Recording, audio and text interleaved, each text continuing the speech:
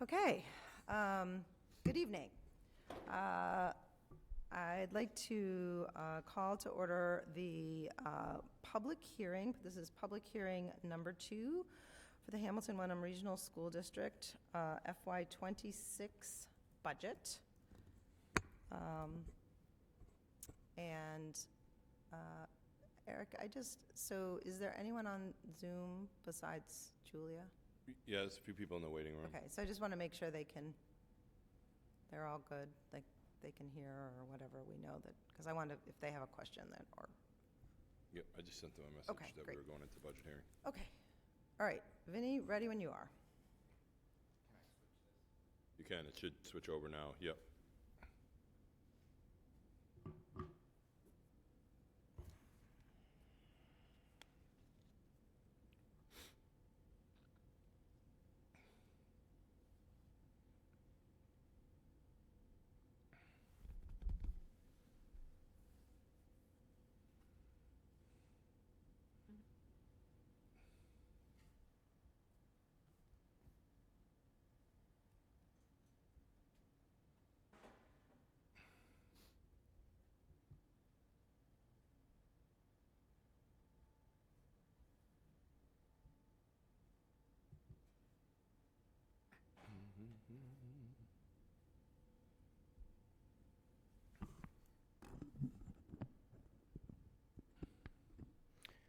Okay, thank you all for joining us tonight and coming out during tonight's weather event.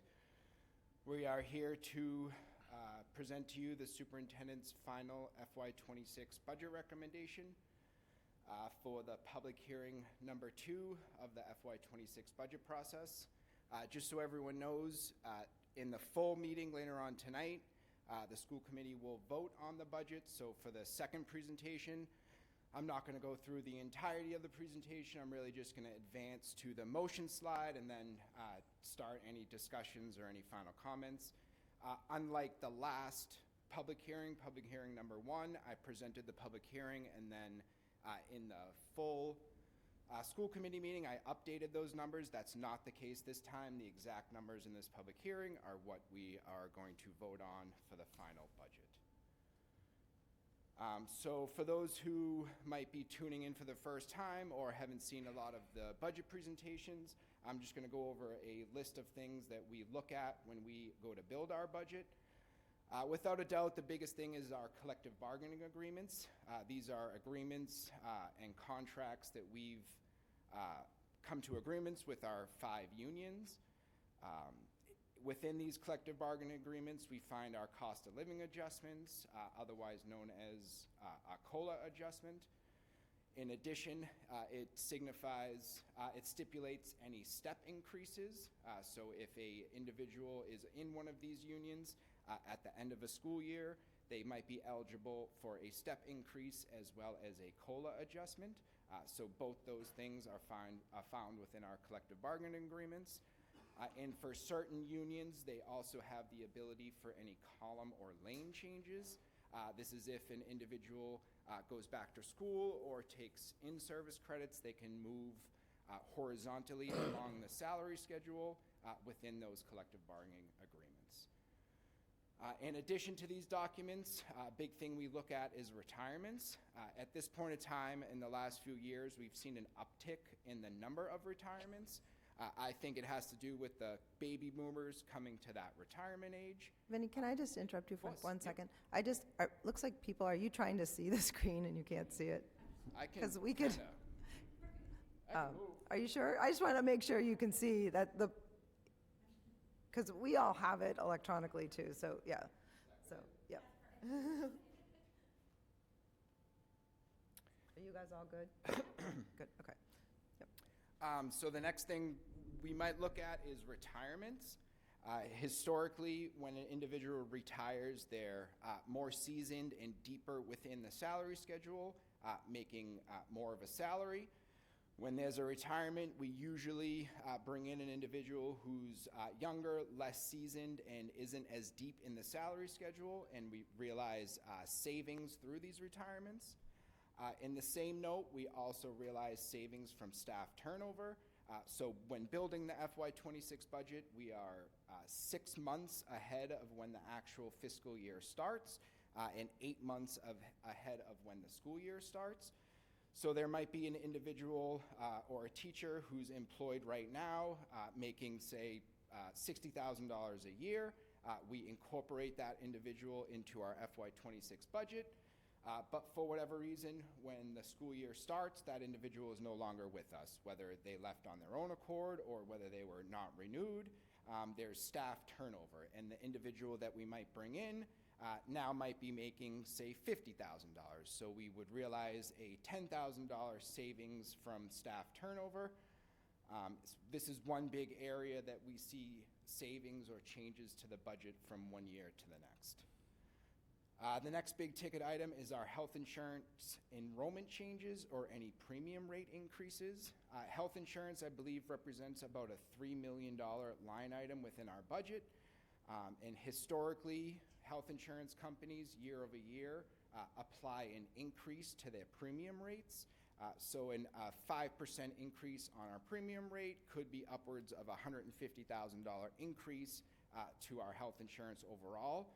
So depending on what that premium rate increase, it could have a big effect on our budget from one year to the next. Same thing with transportation contracts. Transportation costs over the past few years have increased dramatically. This is the result of increased gas prices as well as increased costs, increased salaries for the bus drivers. For FY26, we do not have a contract. We have a 3-year contract, and the last year is FY25. So we will be going out to bid for FY26, but transportation in itself can have changes within the budget.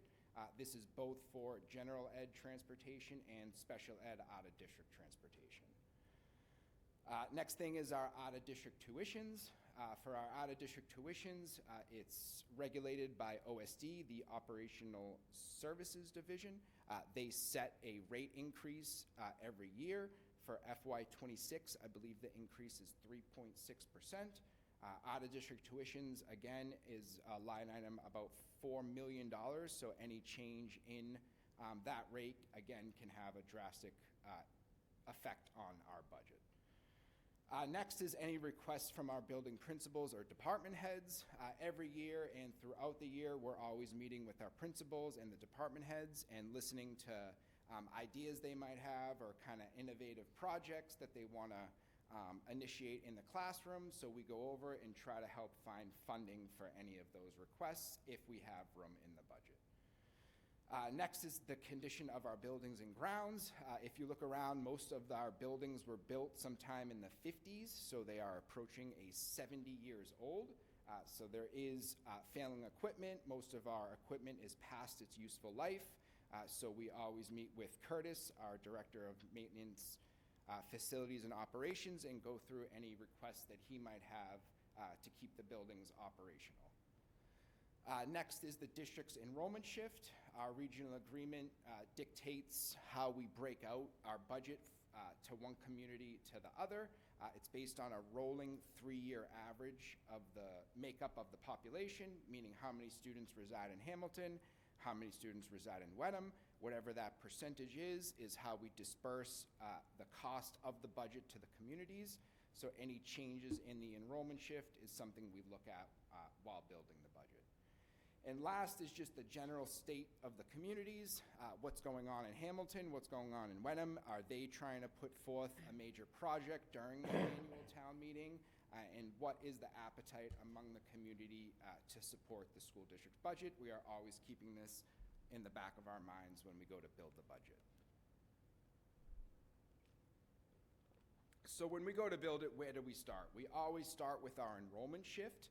Presented here is just residents only. There are also pre-K tuition-in students as well as school choice-in students. This does not represent our total student population, but rather just the population that makes up how the budget is split between the two communities. So what happened in October 1st of 2024, we saw an increase of 13 students overall, but if you look kind of at the bottom corner of the screen here, you can see that all 13 students were from Wenham. Hamilton did not see an increase in their student population whatsoever year over year. So what this translates into is Wenham now makes up a bigger portion of the population, which then means they make up a bigger portion of our budget for FY26. But what was the result of that change? So right now, currently for FY25, we have a split of 66.29% Hamilton and 33.71% Wenham. The result of the new data for FY24 has changed by 0.37%, going towards Wenham and away from Hamilton. So if you apply this new percentage, it ultimately means $130,000 is moving away from Hamilton and going towards Wenham. That means right out of the gate, if we completely rolled our budget over from one year to the next, took a complete snapshot, didn't change anything in our revenues or our expenditures, and only applied the enrollment shift, it would result in an increase to Wenham's budget of 1% and a decrease to Hamilton of 0.5%. This is important because it's the first step in building the budget. We really want to know what effect the enrollment shift has on the community before we start building expenses. Because as you can see here, right out of the gate, Wenham is going up 1%. So if you think of Prop 2.5, we already ate up half of that increase just in the enrollment shift without anything else occurring. Just for a point of reference, if you look at our prior year budget, the enrollment shift was about $24,000. So we're looking at nearly 4 or 5 times the amount it was last year. So this is just the same information presented in a different format. Again, step 1 in the process is the enrollment shift. If we stopped there, again, it would be no increase for the regional school district overall, but an increase to Wenham of 1% and a decrease to Hamilton of 0.5%. The next thing we look at is our revenues, because we really want to know if we have any revenue growth or any revenue shortfalls before we go and build our expenditures, so we know what we're working with before we start building our expenditures. For instance, if we had a drastic change in our revenues going down, we're going to approach our expenses in a much different format and really try to refrain from changing anything. However, the opposite, if we have a lot of revenue growth, we might try to think of different programs or different things to initiate with this new revenue funding source. So what we have in front of you now is the changes in our offsets and revenues from FY25 to FY26.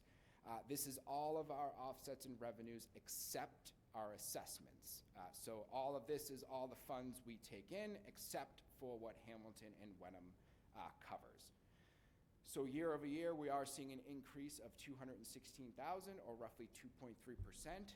To me, this is really just okay. It's not horrible and it's not great. We really would like to see revenue growth higher than 2.5%. It's just about right there. So again, to me, it is just okay. But one thing I do want to point out is our excess and deficiency, the last 2 or 3 lines. When you combine those 2 lines, we are seeing a reduction in our revenues by about $210,000.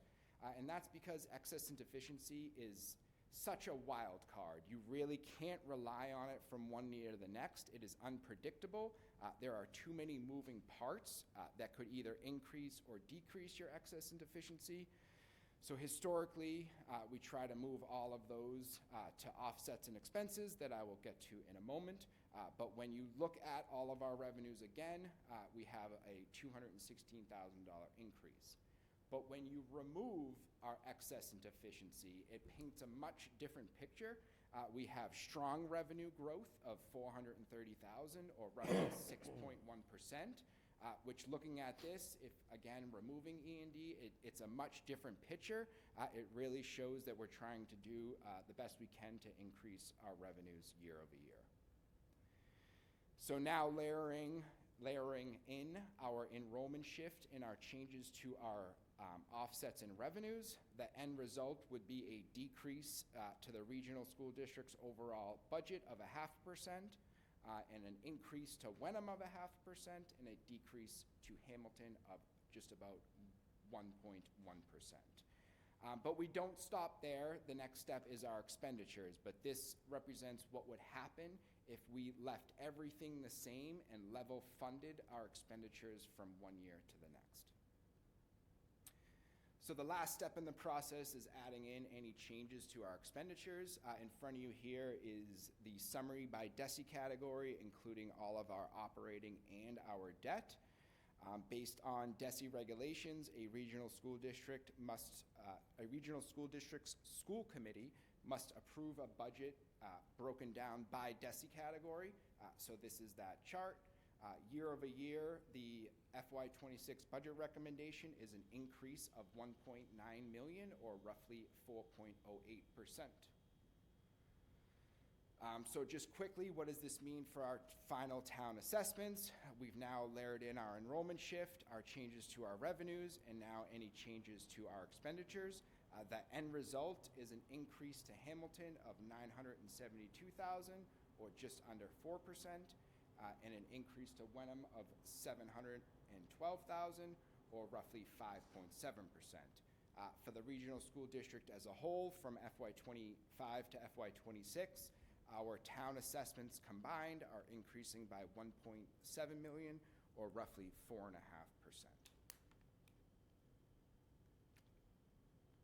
This is that same chart prior, but broken out by operating versus debt for anyone who wants to see the difference between the assessments based on operating and debt. You can see again at the bottom, it's that same increase year over year of 1.6 million, or roughly 4.5%. So now I'm going to go over some difficulties that we faced during the budget process to outline some of the difficulties that we had. This is in no special order. It really is just kind of how it falls within the budget process. One of the difficulties we faced is the enrollment shift, as we just talked about. It caused an increase to Wenham of 1% in that shift of $137,000 away from Hamilton and towards Wenham. The next thing, which is the biggest thing, is our collective bargaining agreements. For FY25, when we went to build the FY25 budget, only one of our 5 union contracts were settled. That means we were estimating and assuming cost of living adjustments and step and lane changes for FY25. We did not have that final data. So when we built the FY25 budget, we incorporated somewhere between 3 and 4% increase to salaries, depending on what bargaining unit you were in. But when those union contracts were settled and the FY25 actuals came in, they were somewhere between 3 and 19%, with an average overall just over 8%. So this alone resulted in a $1.1 million increase to our annual budget, because again, we did not have that funding in FY25 for those salaries, so those have to be incorporated into our FY26 budget. But we can't stop there, because that only gets us to where 25 should have been. Then you have to apply all of our FY26 contractual changes. So all the FY26 cost of living adjustments, step lane changes, and anything else that came about in the new union contract. That FY26 amount came out to another 1.3 million in increased salaries to the annual budget year over year.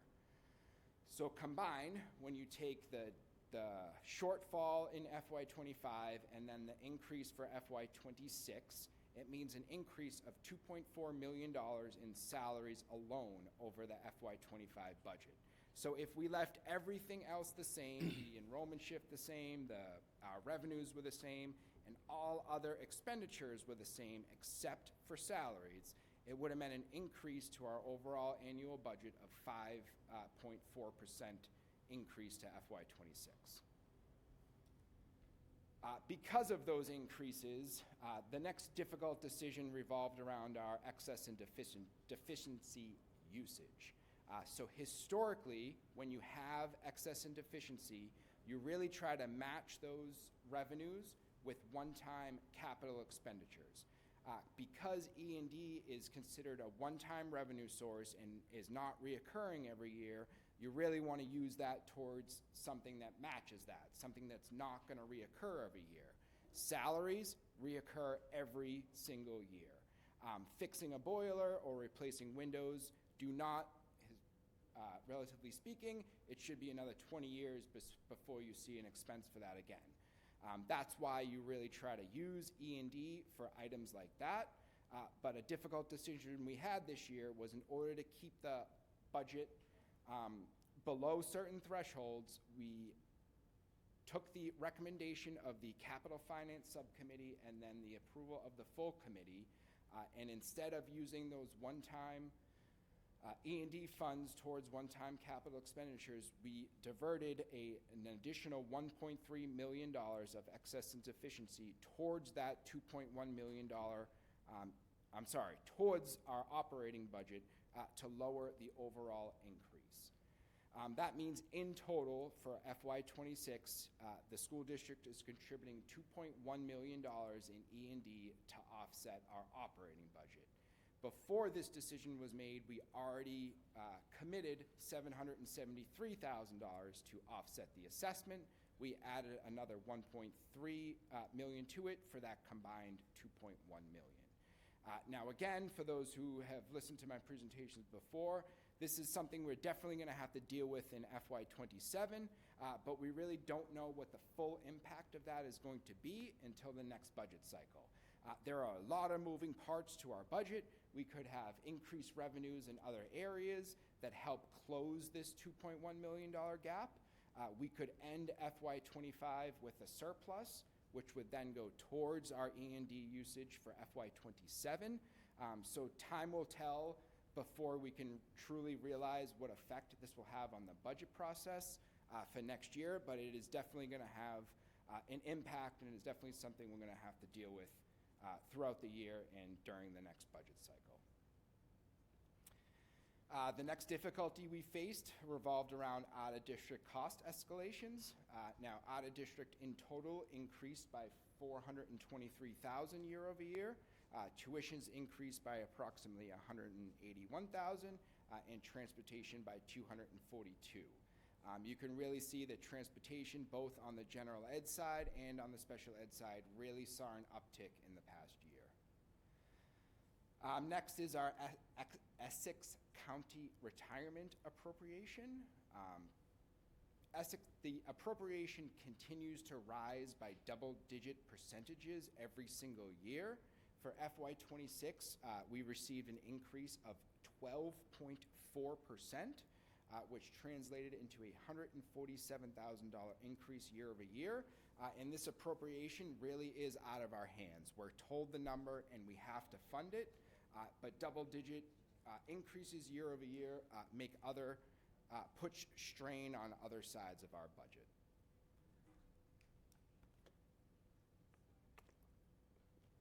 Just to review some good things, some accolades that we've incorporated into our FY26 budget is that we've made a strong investment and a commitment to student success through staff retention. So through those union negotiations, the school committee has made it a substantial investment of our employees of that $2.1 million. We're hoping that this leads to a stronger candidacy pool and increases our staff retention, ultimately leading to a better learning environment for our students. The next item, which I'm particularly excited about, is the investment in our STEM program. So the FY26 budget does incorporate 2 new STEM teachers at the elementary level. These 2 teachers will be dispersed amongst the 3 elementary schools, so it won't be a full 1.0 in each building. It'll be more like a 0.7 at each of the 3 buildings spread across. We're really excited about what innovative programs and projects these STEM teachers will come with, and are excited to see what the next year brings for our STEM program. This investment across the 3 elementary schools is estimated to cost roughly $209,000. Next is the support for our athletic program. Overall, the FY26 budget increases the district's contribution to the user fees. For FY25, the current year, The school committee matched the user fee offset by roughly 50%. For FY '25, that has moved to 55%. Excuse me. Along with that increase in user fees, we are making an investment to maintain the new athletic complex. So in total, amongst the user fees and the additional investment to maintain the complex, our athletic department overall is seeing an increase of $108,000, and it represents a 16.14% increase for the athletic department over FY '25. The next item revolves around our cybersecurity. So with increased outside security breaches occurring across the country and across the globe, our IT department has really stressed the importance of updating our security features. So the district is making a $55,000 investment to help increase our security posture. Next, another item that I'm in particularly happy about is around our OPEB. This is our other post-employment benefits. This is the 5th year in a row that the district has met its commitment to increase our OPEB contribution by $50,000 per year. The first year had an investment of $100,000, which 5 years later for FY '26 means a combined increase to OPEB of roughly $300,000. To me, this really says that we're taking our OPEB liability seriously and are really trying to fund these obligations. I just want to thank the community and the school committee because over the past 5 years, the district has invested a large amount of money into our OPEB. I believe in FY '23, we used a lot of our excess and deficiency to help fund OPEB. So right now, I believe our total OPEB balance is upwards of $3 million, which really, if you look across to other regional school districts, it really outpaces our competition on the North Shore.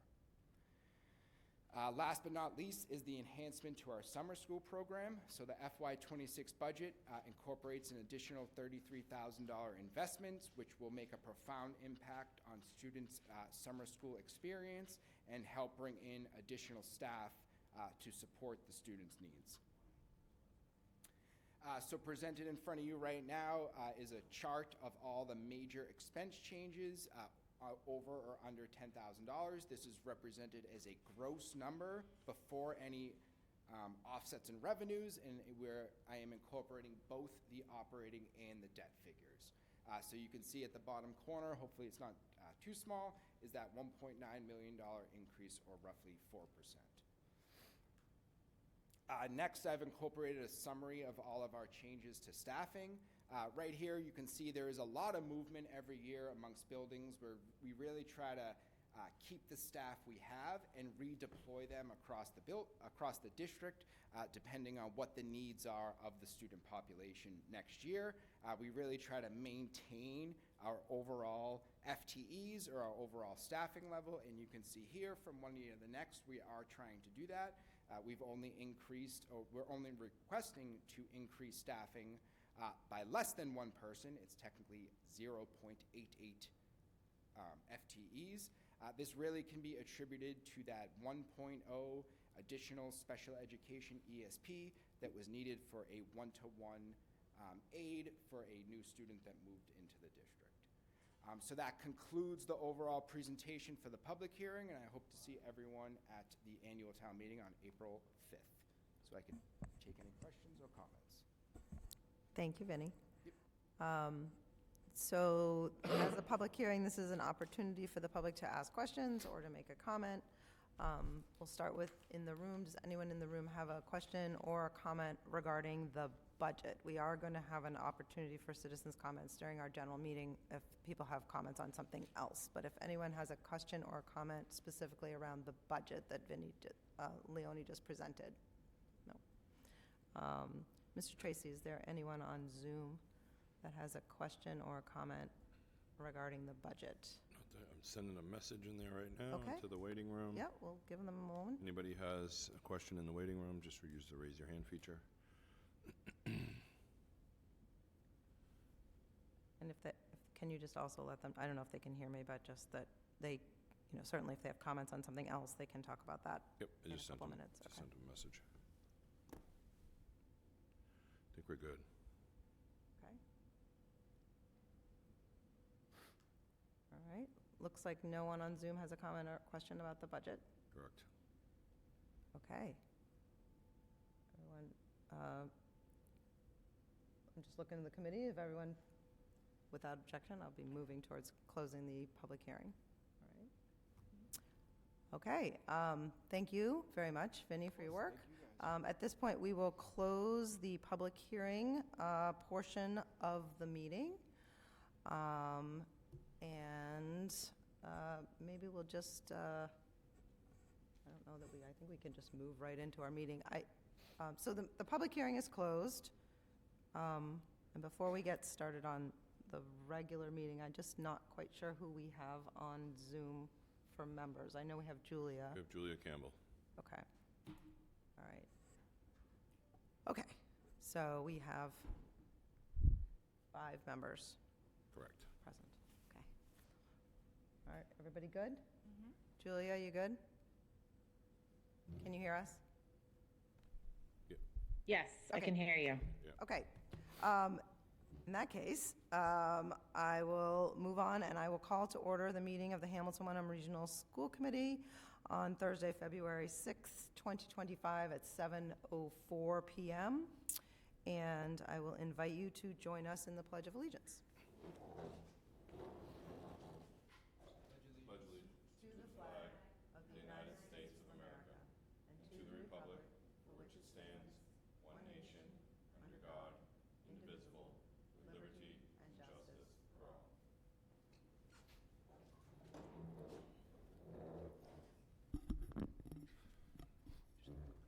I just want to remind everyone that this meeting is being recorded and live streamed on HWCam. Oh, thank you, Vinnie. So I see that there are some people in the room that I think probably want to offer a public comment. And I'm not sure whether there's anyone on Zoom, but we'll try to get to everyone. If you would like to offer a public comment, I ask that when you do that you provide your name and please spell your last name so that we can get it correctly noted in the minutes. And I ask you to limit your comments to 3 minutes. If there's somebody in the room, please go ahead and approach the podium. And maybe we need a little tweak of the podium there so that we can see you. Hold on, let's make sure we can see you. Yeah, we're just doing a little rearrange. I'm not Okay. breaking anything. There, that's better. Okay. All right. Hi, I'm Bridget O'Donnell. Last name is O'Donnell. I live at 105 Main Street in Wenham. I also am an employee of the district. I work at Winthrop Elementary School and have worked there for 25 years. I fully support the new elementary school project and urge the school committee to vote in favor of the new school so that it can be brought to town meeting for decision. I have worked at Winthrop for the last 25 years and can confirm that we definitely need a new school. Every student and adult deserves to learn and work in healthy classrooms and in a building that is safe. Students also deserve learning spaces that are suitable for optimal learning. When elementary students need to receive small group or one-on-one instruction, they could go in the new building to a breakout room right off their classroom and loses basically 0 instructional time. In the current situation, they have to walk down the hall or like down around the building, or maybe they have to go work on the stage in the cafeteria where all there is a curtain. We've had literacy intervention happen up there, and currently now we have speech and language happening up there because they tried to have 3 speech and language people in a tiny little room. I mean, hardly even a room. Like maybe enough for 2 desks and some children. I have also been a part of this design project from the start. I was lucky enough and fortunate enough to be able to give suggestions and hear about it and get really excited. We also, I've been to different forums that we've been to, that the town has held, or Eric has held. And I don't know if people really understand the depth of need in our buildings. We have 2 or 3 adult bathrooms in our Winthrop School, which can be kind of tough when you got to go like that fast. Also, our cafeteria currently does not take into consideration the needs of children who get overstimulated. The new school design has taken that all into account in many different facets. Actually, every single decision that's been made about the new school has been thinking about how we know children learn best. Not like they did in 1950, but actually environments and situations where they will actually have the best learning for their brains and their bodies. And we also have a large problem with temperature control, which also impacts learning. When you're in a room when it's almost 80 degrees in the winter and we're opening windows because it's so hot the kids' faces get red or people feel sick, that's not the best thing for our students or teachers or staff, anybody that works there. So I do urge you to move forward with this vote and vote favorably to bring it to the people at town meeting. So that's it. And if I could, I don't know if I'm allowed to, Heidi Casivio, who also works at Winthrop, couldn't make it tonight or make it on Zoom. She's got something going on. And she just has a quick statement, if I could read that.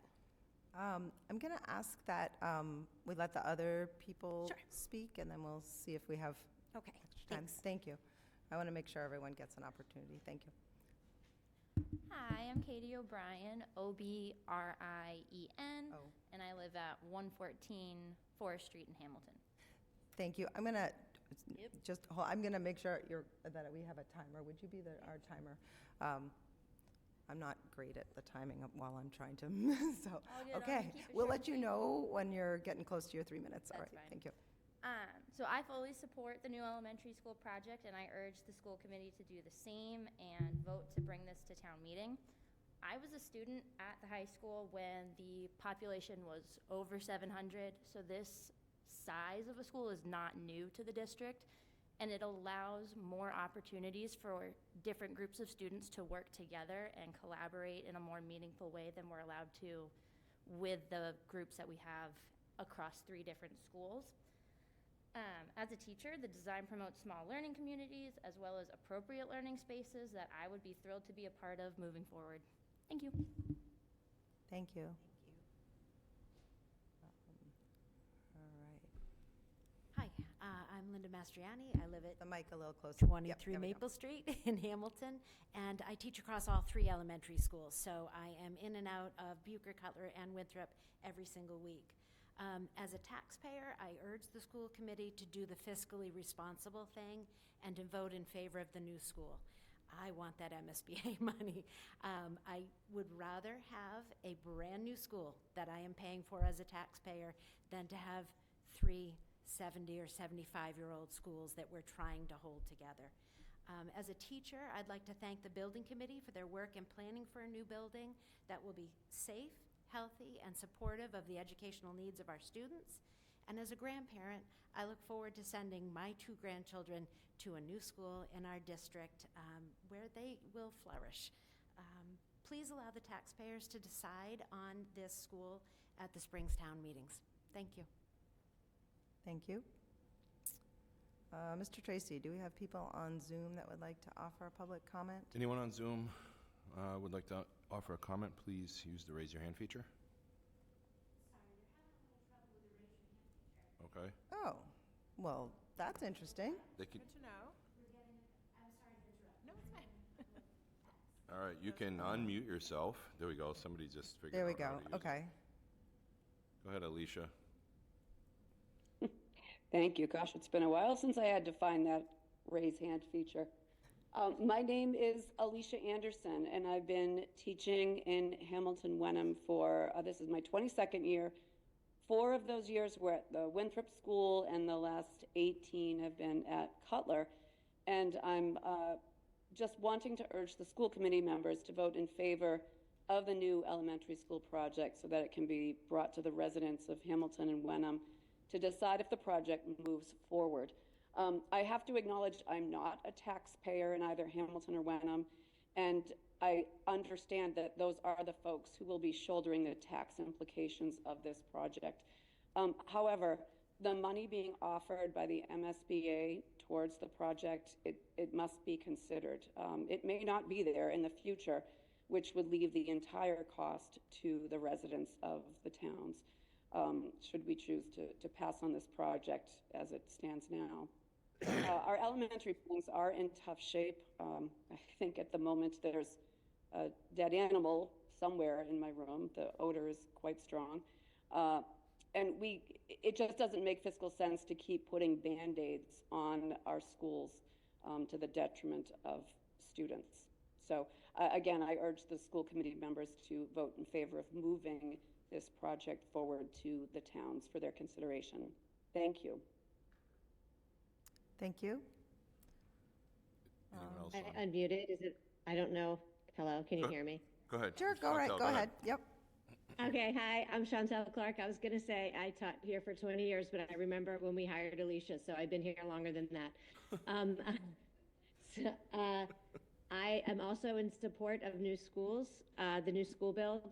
I know that I don't live in Hamilton, Wenham, but I have seen our schools go through a lot of repairs, and we have a lot of temperature controls and issues, and I feel like logistic-wise, with student supports and teacher supports and building community, I feel like one school with a stronger community of learners and teachers would benefit the town immensely. Thanks. Thank you. Thank you.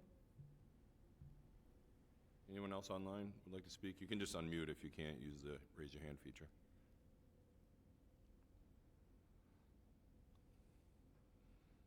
Looks like we're okay. Okay.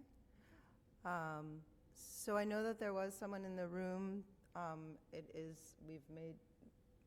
going to look to the committee, whether we feel like we have time, whether we're willing to hear one more from the room. Yeah.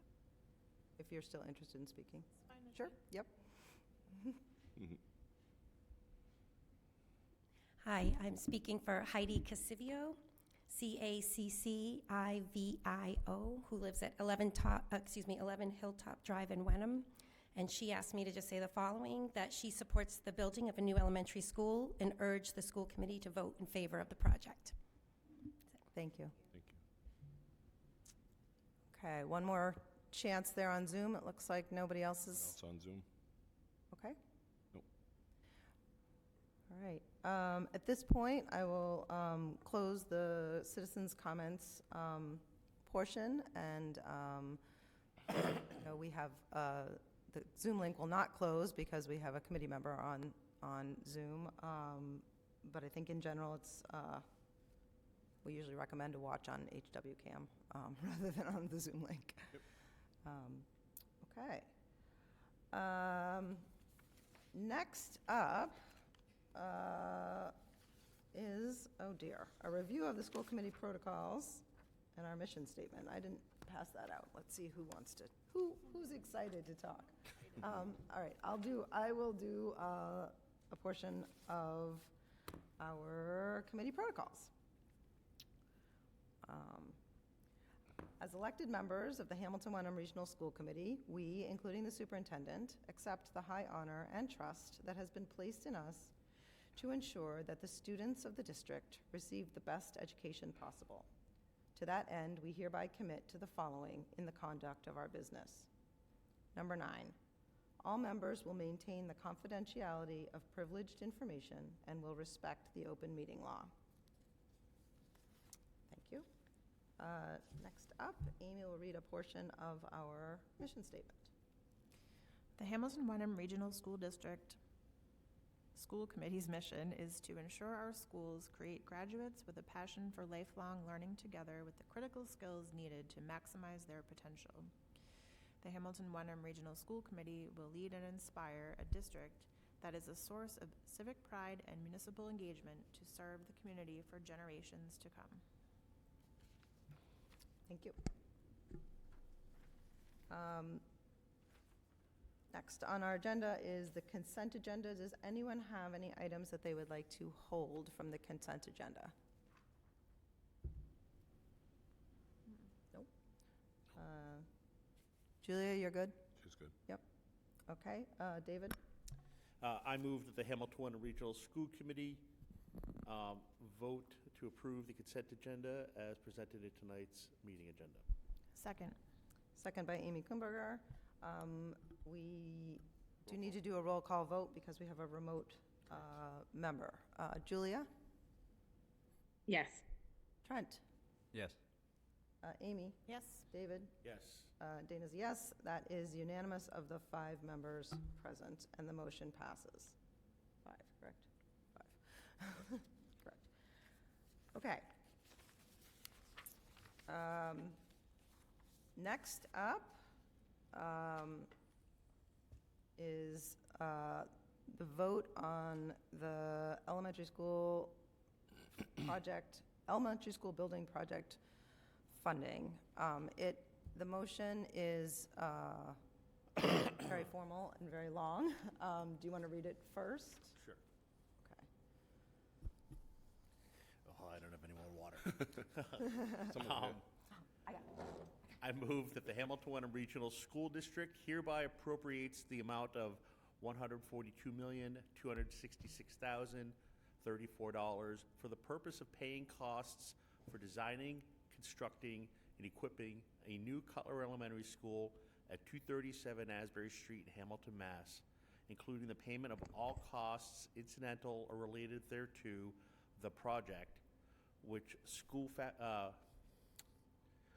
facility shall have an anticipated useful life as an educational facility for the instruction of school children of at least 50 years, and for which the district may be eligible for a school construction grant from the Massachusetts School Building Authority, MSBA, said amount to be expended at the direction of the Hamilton Wenham School Building Committee. To meet this appropriation, the district is authorized to borrow said amount under and pursuant to Chapter 71, Section 16D of the General Laws and the District Agreement, as amended and pursuant to any other enabling authority. The district acknowledges that the MSBA's grant program is a non-entitlement discretionary program based on need as determined by the MSBA, and any project costs the district incurs in excess of the grant approved by and received from the MSBA shall be the sole responsibility of the district. Provided further that any grant that the district may receive from the MSBA shall not exceed the lesser of 51.28% of eligible approved project costs as determined by the MSBA, or 2, the total maximum grant amount determined by the MSBA, and that the amount of borrowing authorized pursuant to this vote shall be reduced by any grant amount set forth in the project funding agreement that may be executed between the district and the MSBA. Further, within 7 days of from the date which this vote is to be adopted, the Secretary be and hereby is instructed to notify the Select Board of each of the member towns of the district as to the amount and general purpose of this debt herein authorized, as required by the district agreement and by Chapter 71, Section 16D of the general laws. Do I have a second? Second. Second by Amy Kumberger. Read that again. Yeah, could you say that again? Again. I didn't hear that. Correct my two mistakes. So I think, well, I don't know. Eric, do you or David, I think someone should just clarify to the committee what the actual I'm happy to do it, but Yep. if you're happy to do it, I just can do sort of the meaning of what it is we're actually voting on here, because that was long and complicated, and it's actually quite simple what we're being asked. The initial question was probably why $142 million? That's the total cost of the project. The total cost of the project is required by the MSBA to be voted upon, even though they are committing approximately $50 million in reimbursement. They still make you vote for the entire cost of the project. The 51.28% is the MSBA's reimbursement amount, plus some of the incentive points that we've received along the way for various needs, like green schools, LEED certification, and maintenance consistency over time. So really, this allows the school committee to just say to the towns, we are authorizing this expenditure from the school committee level. It's still, if it passes here tonight, you need 5 out of 7 votes for it to move forward, a supermajority. If it passes here tonight, it moves forward to both towns to be on the warrant. Also on this agenda are copy samples of the warrant articles as they would be presented with the motions for that project. So essentially, the town would receive a very similar lengthy motion for the warrant and warrant article, and then also a ballot, the ballot language that is also required by the MSBA. This statement and all the others is approved by the MSBA, has been vetted by our attorneys, and has also been vetted by our bond counsel, who would ultimately be involved in the financing part if we got to that portion of the project. Does that help? Sure. Does anyone have any questions about what Eric just said? So I just to be, just like the budget later on this evening, this requires 5, a supermajority, so it requires 5 yes votes. And the purpose of this is to move forward to ask the citizens of Hamilton and Wenham whether or not this is, or yes or no, do they want this project? Okay. And ultimately, it would be 4 more votes. So if the vote occurred in the affirmative tonight, it would go to both town meetings. There would be a vote at each town meeting, which would require 2/3 vote of the members of town meeting. And if it passed at the town meeting in each town, it would also go to the ballot the following Thursday, which it needs a majority vote because it's in excess of Prop 2.5. That's simple. Be a debt exclusion, excuse me. It would be a debt exclusion, so it needs a ballot vote, sorry.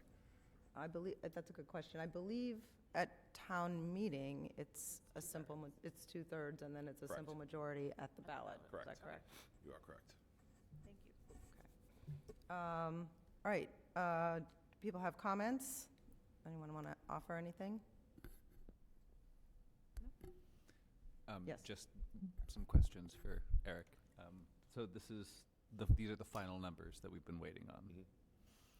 So with these numbers, then we will be able to, at some point in time between now and town meeting, make everybody who is a resident know what their tax burden is going to be. Yes. That's something that we've been talking about since, I think, November.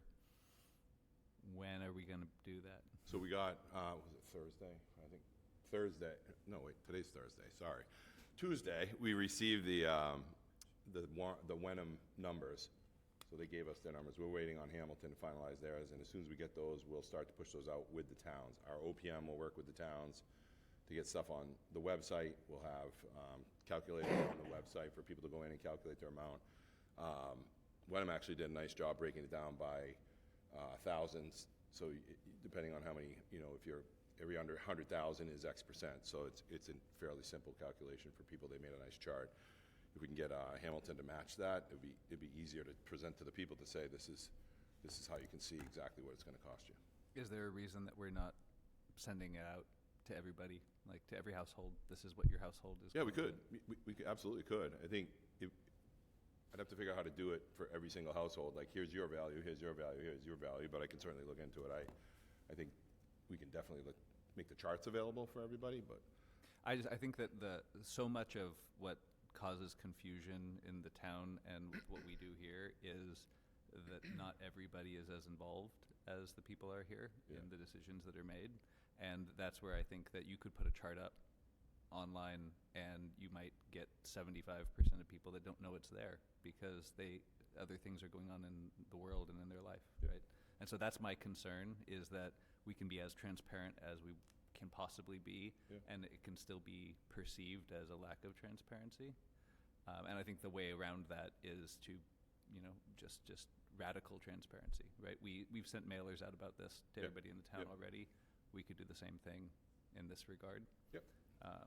So that it's affronting people how much information they're getting on it, which I think is important. Right. No, I don't disagree. I think it's just the complexity of it. I'll have to figure out. I don't. Can I say something? I'd have to do it in two different ways. Go ahead, Julia. Sorry. Yep, Julia, go ahead. We could also potentially, Trent, like you're saying, maybe work with the newspaper that goes out. I worry. I mean, I think it'd be very cost burdensome to send each individual taxpayer an individual mailing of like, this is what you individually will owe. I don't know how much that will cost, but I think if we have the charts available online and then maybe offer them up to any kind of publication that would like to share them, that goes out to all the households for free. Yeah, I agree that making like a variable printing for every single household in the two towns might be expensive, but I wonder if we could mail them to each person one general message and send them online, and then maybe provide some sort of resource for people who don't have access to looking online. But I guess we could price out what variable printing would be for each household. I think it's easy if we think about partnering with the towns. Because they do this For 4 tax times a year. bills, yeah. Mhm. They send everybody out like, this is what your tax bill is Right. this year. I get it, and every single time, Yeah, I think we can do it. I think that's the way to do it. I'll have to just work with each of the towns to pull it off. I totally get the idea that there's a short period of time and that the logistics are difficult. And I will say, I think that I just want to highlight that that's sort of what I was thinking, what you just said about the key is really partnering with the towns, because it is a partnership. Determining that number and is a joint responsibility, that like if this goes to town meeting, that the point is that people have as much information as possible, and it's a legitimate concern if a person felt like they didn't have enough information. I think that's a really valid point, and I also think your point about it being a joint with the town is really important, that especially where there are two towns, the two towns might have different reasons for wanting to communicate they might want to communicate differently. That's possible. Just so you know, David Frankel just joined the meeting online. Hi, David, can you hear us? Good evening. Yes, I can hear. Good. Your audio is not as good as Julia's. But, I'm sorry, say that again? That's because I'm on Zoom. yeah, the audio is not quite as clear. It's a bit echoey. I think whatever miking they've got there is leading to a more hollow room sound. Makes it tiny bit harder to understand. I was having trouble hearing. Oh, okay. Tell me, can you hear me and not other people? No, I mean, Eric's booming voice comes through more readily than the others in terms of quality and comprehensibility. All right, well, please just let me know, and I'll be happy to repeat or have other people repeat if needed.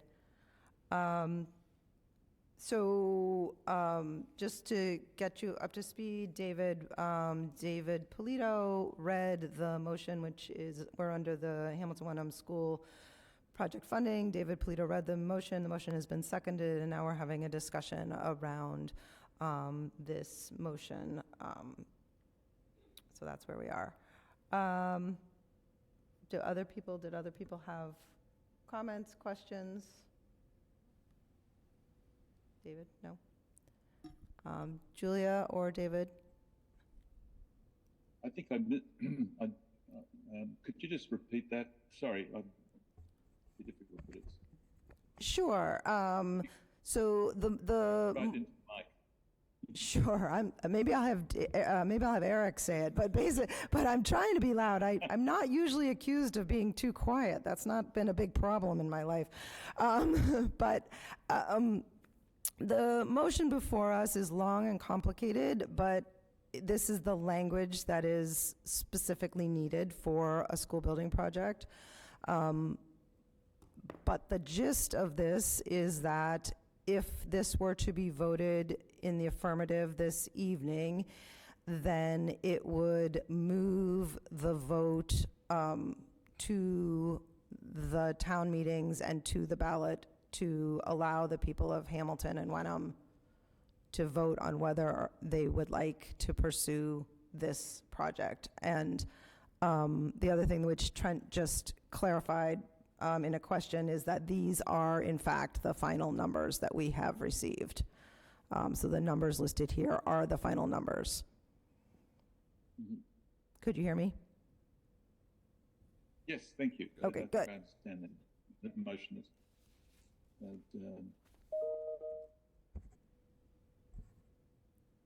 Okay. Okay, hang on, we'll just read through the motion.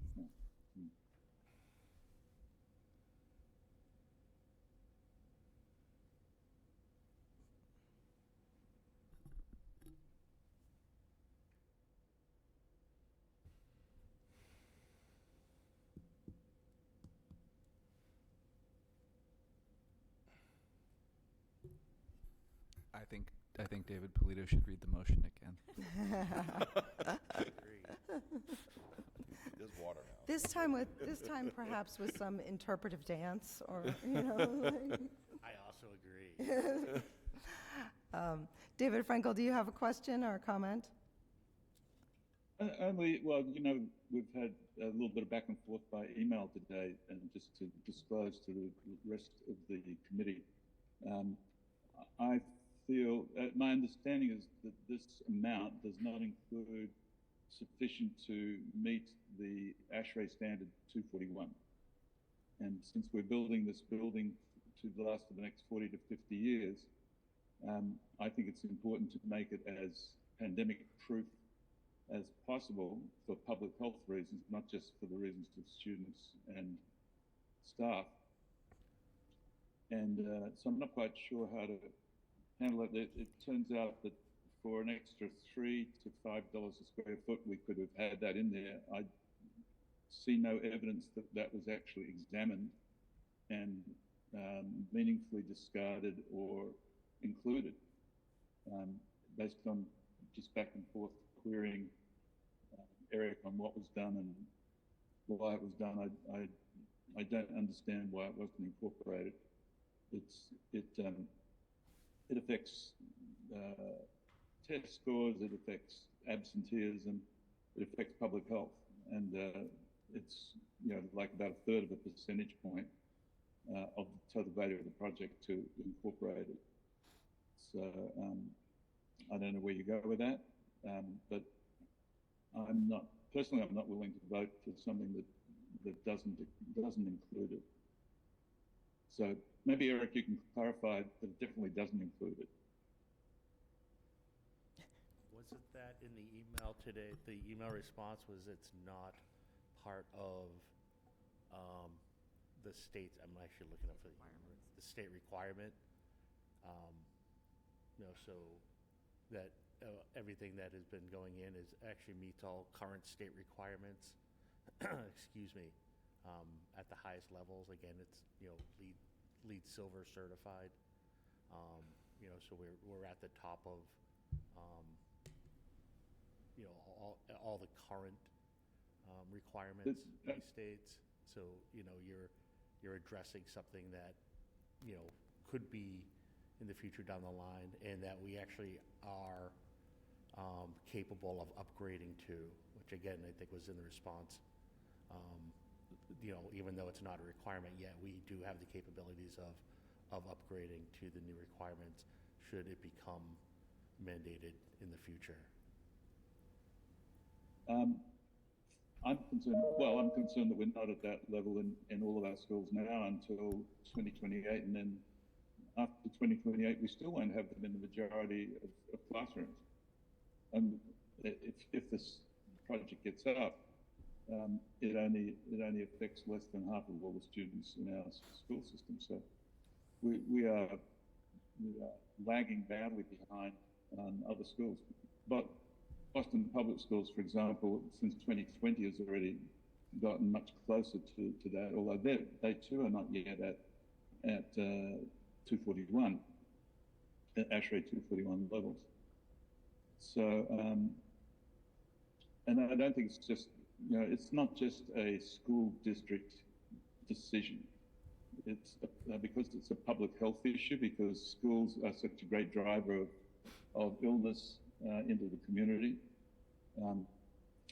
I think the boards of health will weigh in on this issue as well. So, if I may, I don't know if other people want to speak. I don't want to step in, but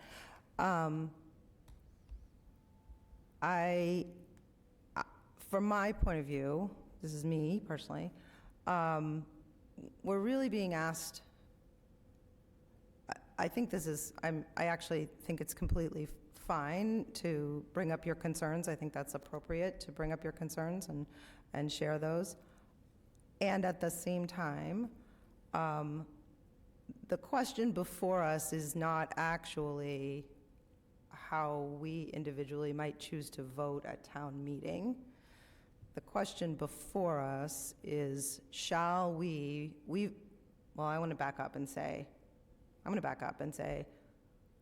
a while ago, we went to the public and we asked for funding to do a feasibility study. And the citizens of Hamilton and Wenham funded that feasibility study. And the deal with that is that we as the district would do this work and come back to them with a project so that they could decide whether they want the project or not.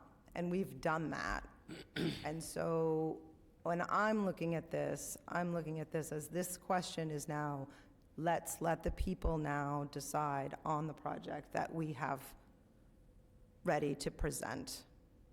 And I see that as being, I personally am in support of the project. I think it's a great project. I'm excited about it.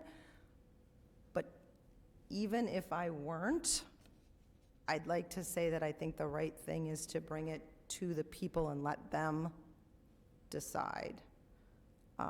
So I think it's absolutely fine for you to bring up any concerns you have about the project, but I guess I'm encouraging, this is just me speaking personally, like, that I really would want the people to be able to vote on this. Can I jump in?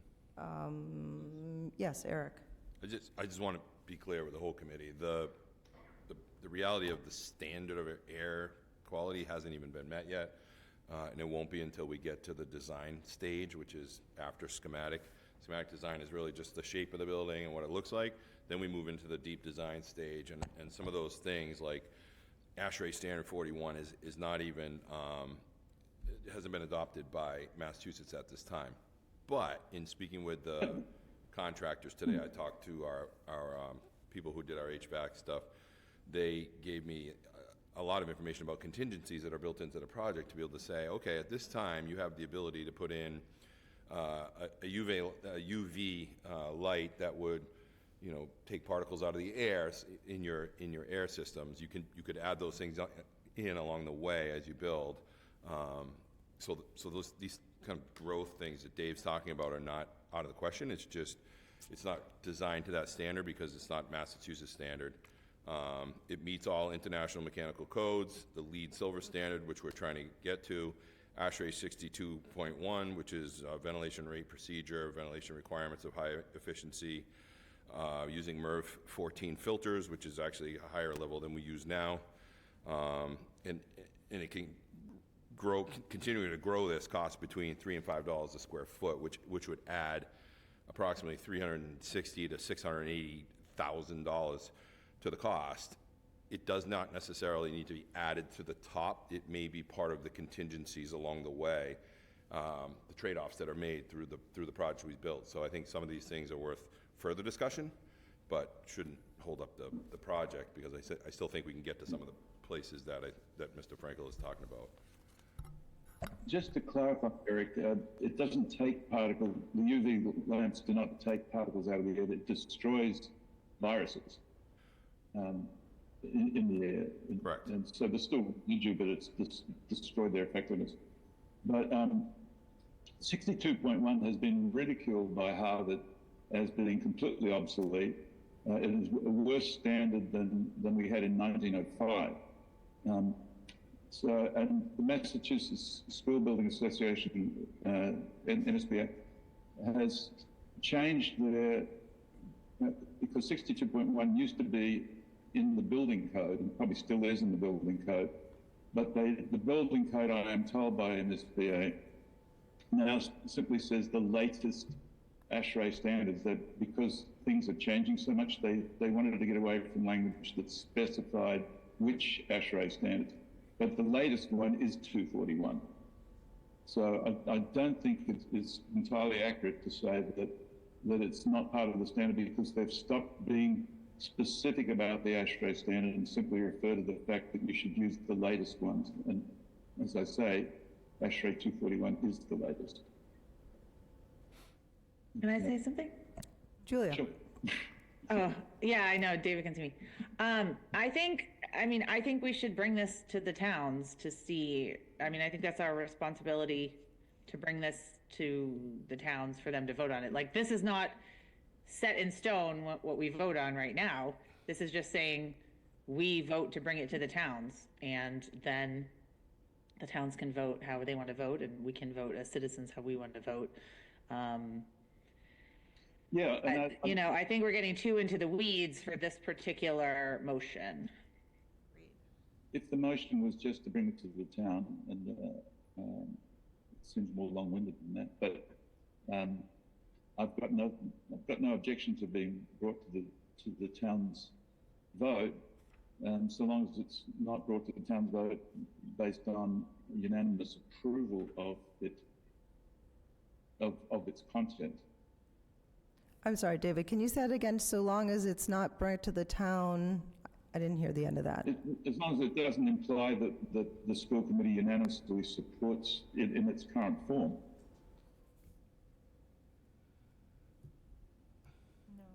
Okay, I hear what you're saying. It was kind of like Eric said, a work in progress. I mean, there's iterations of it, there's schematics of it.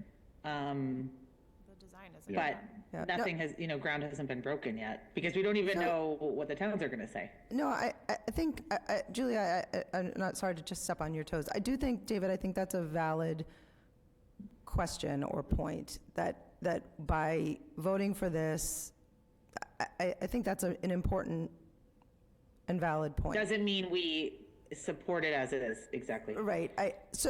And that's a great question, and other people can speak to that. I mean, I do think the money is really important here, that the money is the amount of money that we are saying this is the amount of money that the project is. Cannot exceed. Cannot exceed, cannot exceed. So in that sense, yes, we are saying this is the amount of money.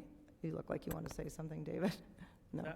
I was just saying that, you're delving into this weed of, one specific,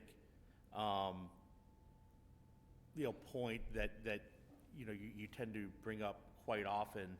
And what has to be realized and not sort of put aside is that we, excuse me, we're currently designing, as part of the school building committee, we're currently working with the architects and designers to make sure that everything is up to the minute to code on not only, the point you're bringing up, but probably about 10,000 other points simultaneously, right?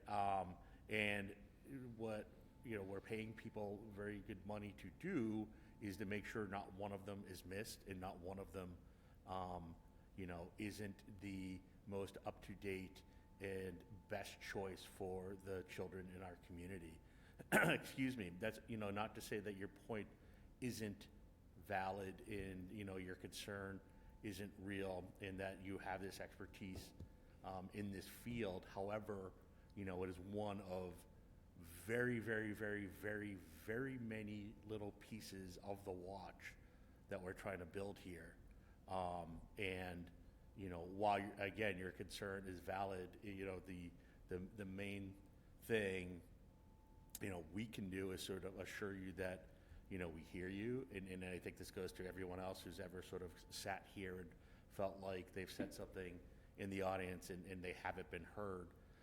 We have heard you. We have, you know, whether you want to believe it or not, addressed every single concern, looked into every, you know, sort of different view or sidestep or, you know, potential underground river that's been brought up and, you know, in researched to make sure that we are, in fact, you know, dotting every I and crossing every T in this very, very, very important project, right? It makes no sense to go through all this work to ask the public for a lot of money and a lot of trust, right, to then come up short in any way. It would be a complete waste of my time for the past going on 6 years at this point since the first time right?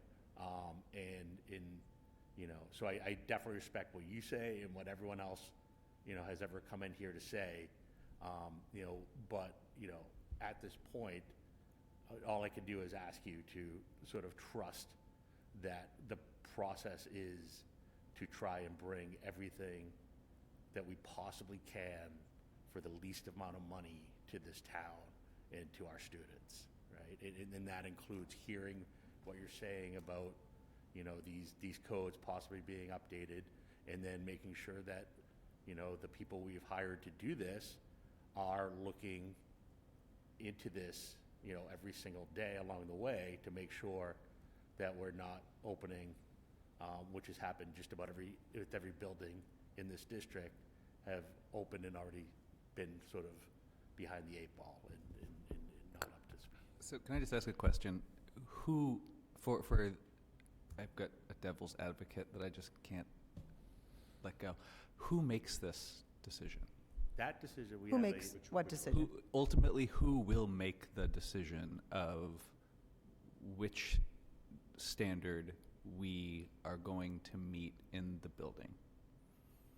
Is that Ultimately, the it school would be the building? School building committee, Okay. right, has the, you know, has the authority to make the decision, but we would, you know, be looking to our architects and engineers, and specifically in this case would be the HVAC engineers that we have, you know. So then I just have one point, and then I really want to get to a vote, which is, like, this committee never gave guiding principles to the school building committee, right? We never said, these are the things that we think are most important. And when I look at the school building project, I think that like the values of the school building committee are well represented in there. You can see where they wanted to represent excellence, right? There are places where, like, we didn't go and take a building cookie cutter that are available, right? And say we're going to install this. We said we want something that is excellent in these particular ways. And I get the sense that, you know, having been on this committee now for as long as I have, that David doesn't see, you know, the indoor environment, particularly air quality, as something that this committee represents in investment by a reflection of its values, right? And so I think that that's, if I had to guess why he's bringing it up right now, David, I can't really hear you when you talk, so I'm just kind of putting words in your mouth. That he's looking for some commitment from this committee, because we aren't the group that's going to be making that decision. That we are going to value that as a component of the way that the new school is moving forward, knowing that it's not going to be this group's decision, but we do have the ability to guide the way the decisions are made.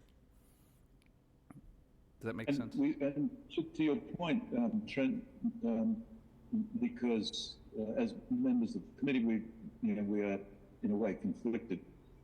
Why don't we get a recognized expert on the subject?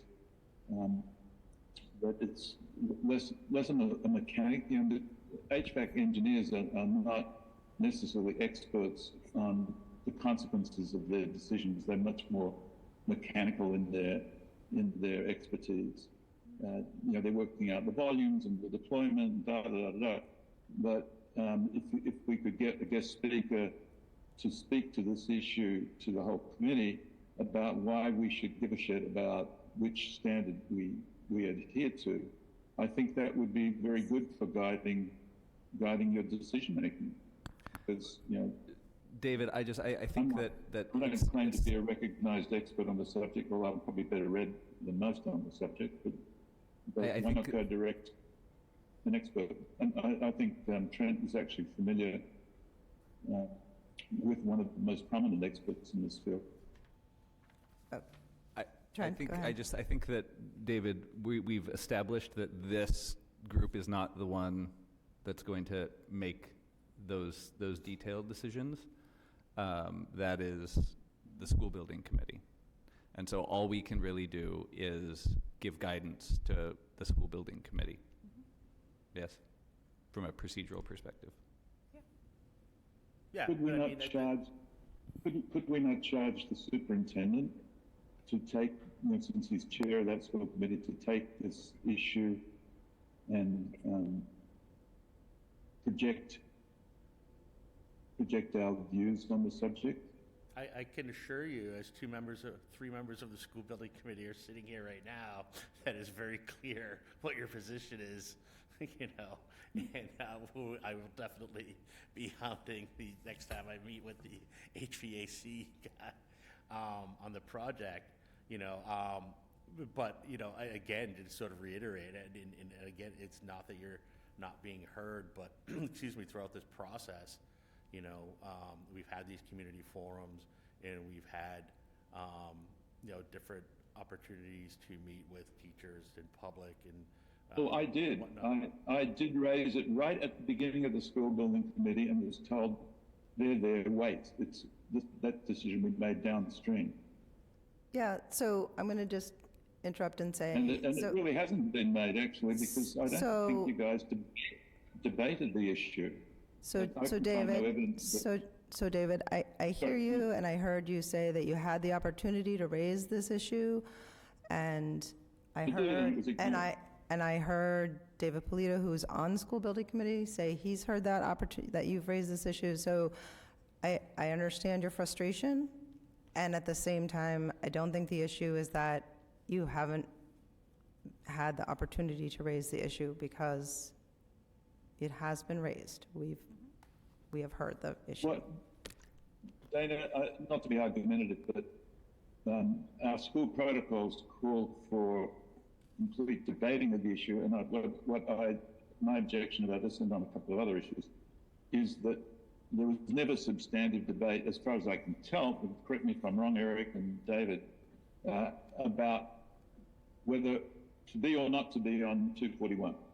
Did the school building committee go, that is one of the possibilities, here's the evidence for, here's the evidence against, we've decided against it. I couldn't find any trace of that, but I may have been looking in the wrong place. I feel like at this point, this is kind of out of the scope of the motion. I don't know. Because I did ask the question right from the get-go of the committee, and I just didn't get an answer.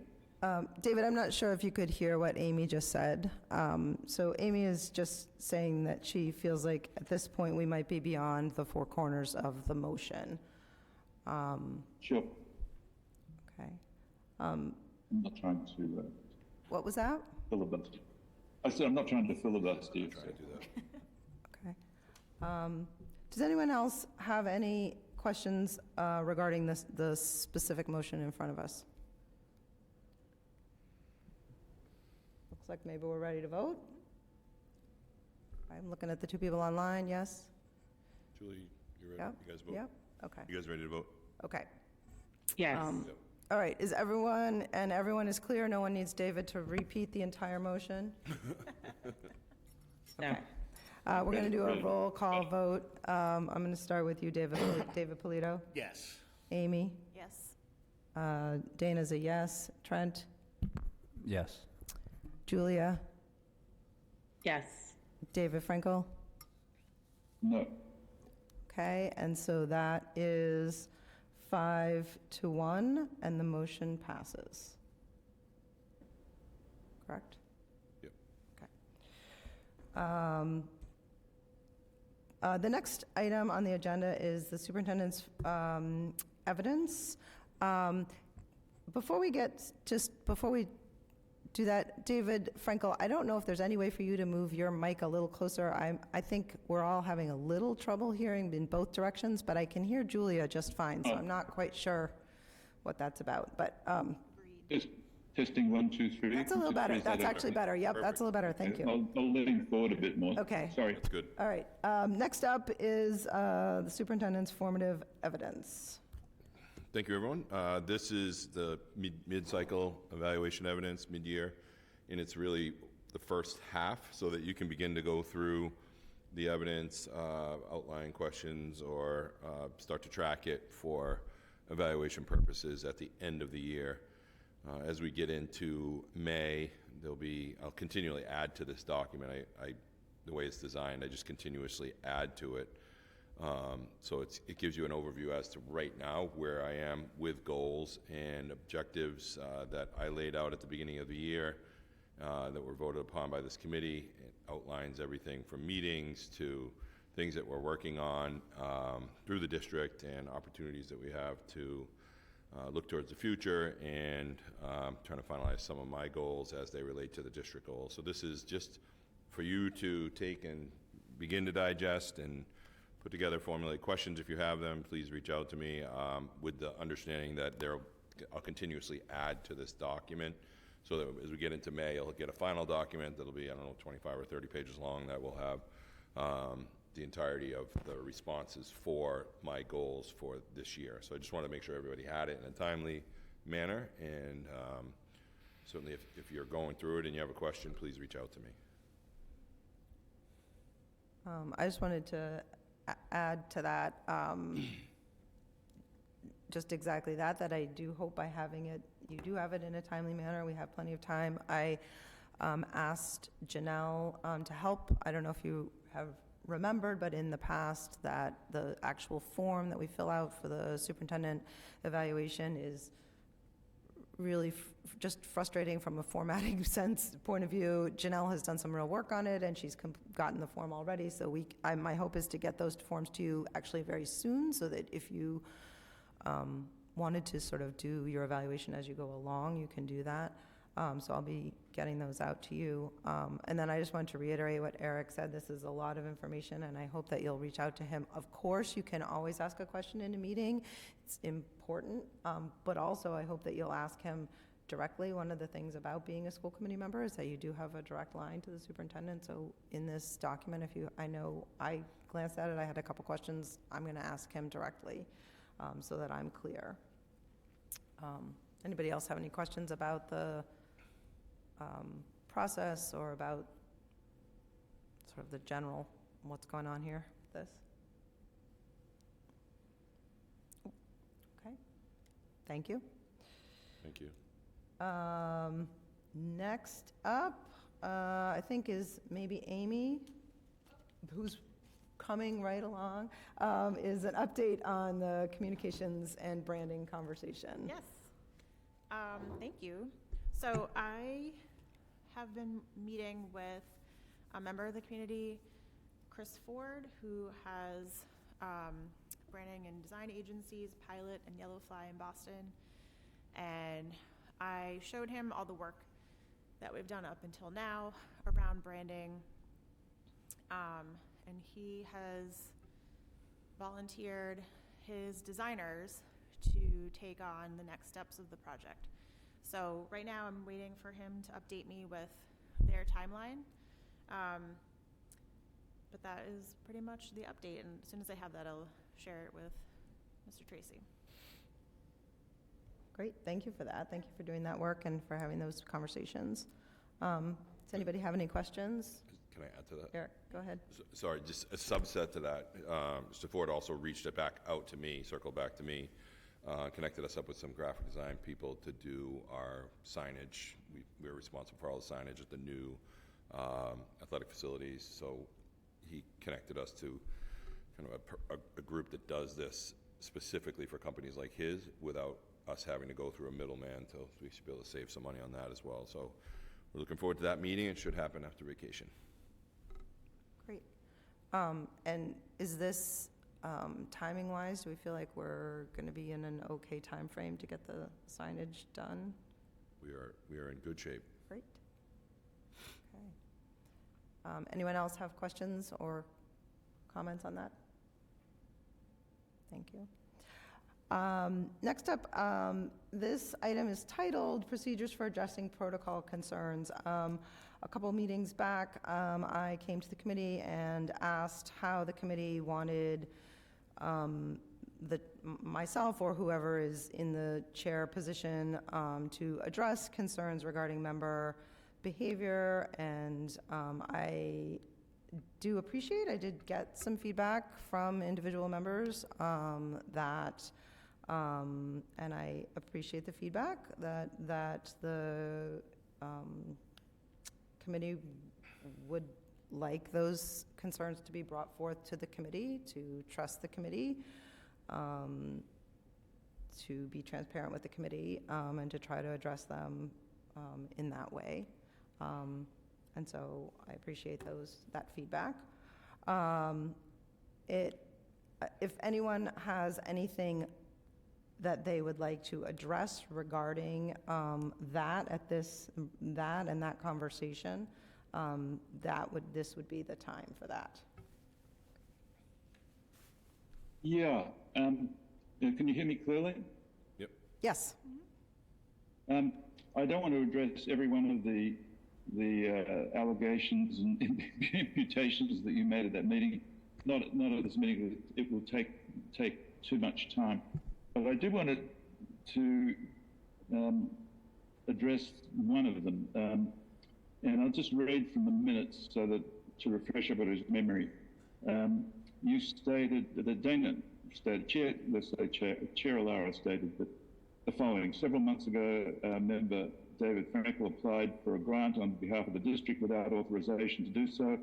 And after having been specifically told that the district was not interested in obtaining the products offered by the grant. On that grant statement, he made inaccurate and false statements on the application. So my response to that is that I didn't apply for the grant. I was merely making an inquiry as to the size and nature of that very new foundation's grant. Apart from anything else, the MASC's legal advice is that there is no need to get the prior approval about a grant. But it was not my intent, and there was, apart from the form that they had on their site to make inquiries, I had several phone conversations with the person that was newly had created this foundation and was knowledgeable about the grant. There was nothing to indicate how many of these boxes, and I'll explain more what these boxes are in a minute, were available. And eventually he said, look, I'm going to ask my board how many it's possible, and came back and initially said 4,000. Anyway, I filled out what was characterized by the foundation as an information gathering form. I made it clear that any grant offer would have to be accepted by the superintendent and the school committee. I immediately notified the superintendent when that inquiry surprisingly turned into a grant offer. He did not respond to me. He referred the matter to, ultimately after 2 emails from me, to him. He referred it to Chair Alara, implying I had done something improper, which I think was very unfair because I brought the offer to him in 2 comprehensive emails immediately prior to the off-site planning meeting where I was unable to attend because I was away on vacation. I had written to Eric, asked him to represent to the committee in that informal planning session where his goals were being discussed. the following. They said, and this is to Eric on August 8th, glad we had the chance to chat this morning. I think we had a coffee and discussed the fact that I wouldn't be there and that I really wanted some things brought up. So I said that the Causey Rosenthal Foundation has approved in writing a $4,000 grant, which could come to 66 Causey Rosenthal box kits. Does everybody know what a Causey Rosenthal box is, or should I just give a brief explanation of what it is? I know what that is. Is that what you're asking? Yeah, Yeah. David is asking, does Okay. everyone know what a Corsi Rosenthal box is? Yes, I do. I do. It's a do-it-yourself air filter box that is considered by far the best price performance that you could that's out there in the world. I'm certainly able to show you one of these at the next meeting in person. The state of Connecticut, for example, just recently spent, I think, $11 million to put one in every single school in every single classroom. So this is not some kind of harebrained scheme that I've made up as a hobbyist. Far from it. This is very mainstream, and these are units that will actually get used. We've made several ourselves. We use them around our home. I've shown to Eric that the sound level of these is acceptable to work in a classroom, which is not true of the Medify boxes that we spent $70,000 to put one in every classroom a couple of years ago, and the teachers turned them down. When they're turned down from level 4 to level 3, they deliver about not much more than one air change per hour in the room, which renders them almost useless. They need to be running more like 5 air changes now, which is what So David, a mid-level David, I'm going to interrupt you, but I will, at the will of the committee, if people want, you just let me know. I don't want to. It feels like right now you're discussing the pros and cons of a particular air filtration system, but I think you're not addressing the protocol concerns anymore. That's what it feels like to me.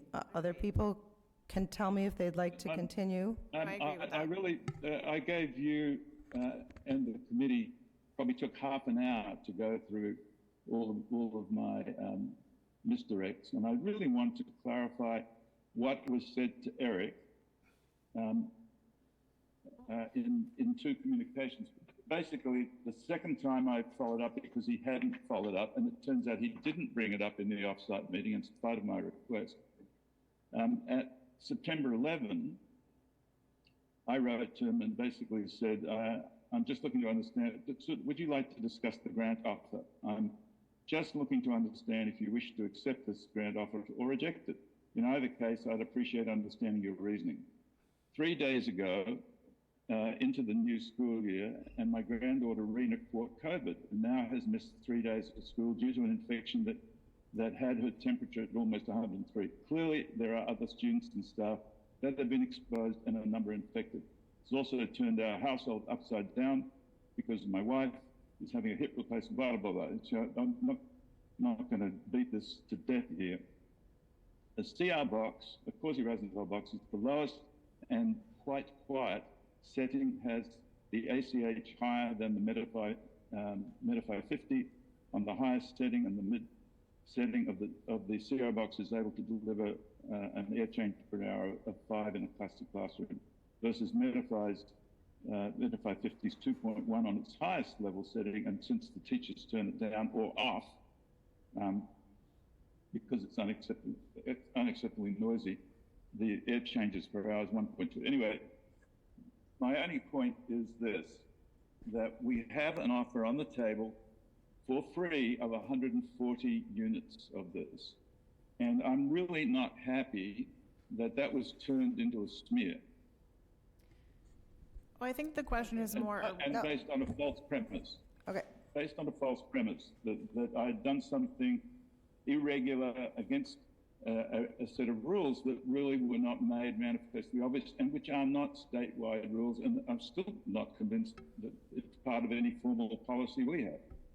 Quite willing to treat it as if it is, but I don't believe that there was a solid foundation for making the accusation in the first place.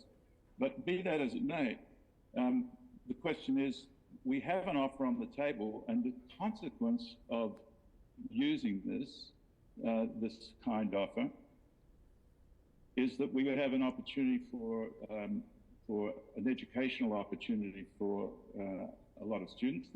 That's what ASU, now the largest university, I gather, in the country, has done. They have created a course for indoor air quality built around also a practical build-it-yourself air filter system.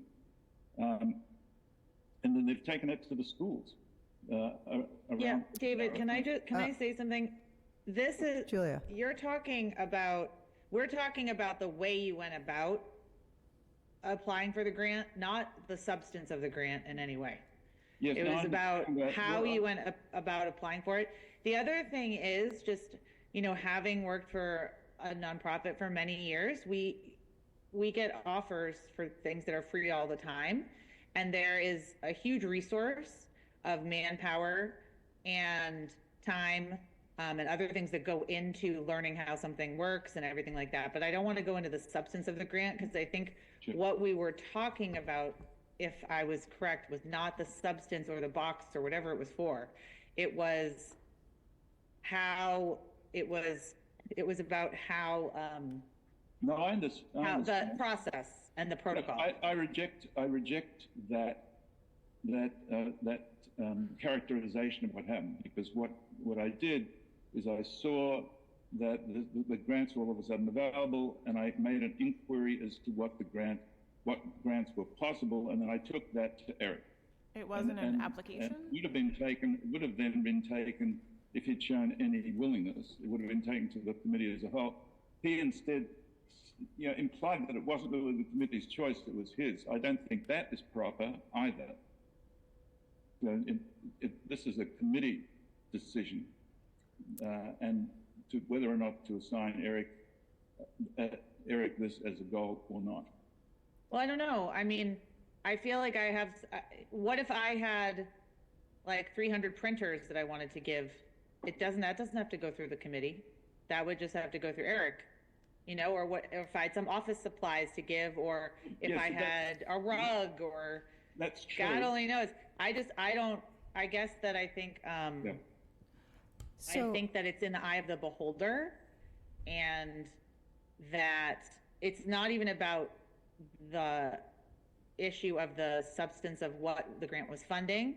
It's the way that it was approached is what I understood the issue was. And I completely understand you wanting to stick up for yourself. But to me, I mean, I do trust Eric to make decisions about those kinds of things that are not policies per se, that are just things that are in the classroom. Because I'm sure we get offers all the time. I'm gonna interrupt. I'm just gonna interrupt the two of you just for a second. I'm gonna interrupt. It does look like did you want to speak? It does look like we have someone here in the room that want to speak, and then I do want, to keep focus here. Okay, So go I'm ahead, done. Trent. Thank you. I think that it is meaningful to separate the two things, right? The how this was gone about and the substance of what it is. When donations of substantive amounts of money it comes to the committee to accept or not accept. The first time that I heard about this grant was in the last meeting we were talking about the protocols. And so I do think that there should be a conversation that the committee has about what gets brought to the committee. But I think that the item that's on the agenda here is about the protocol.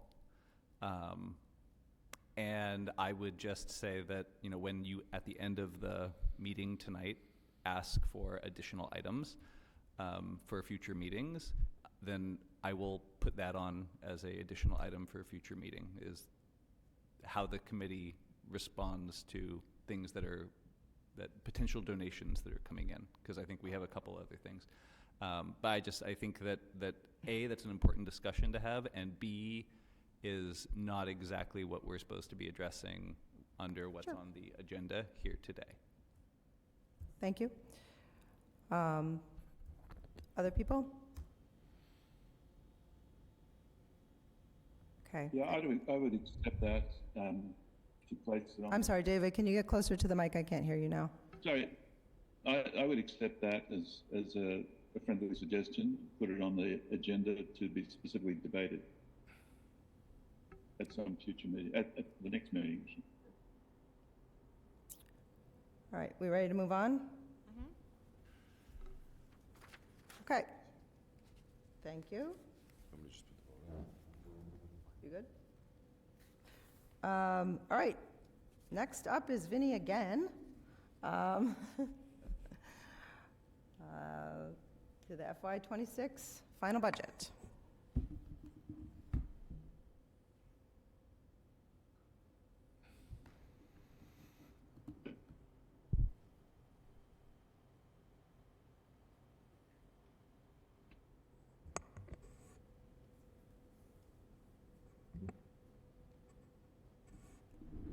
We still have Julia and David, correct? Yes. Okay. Yep.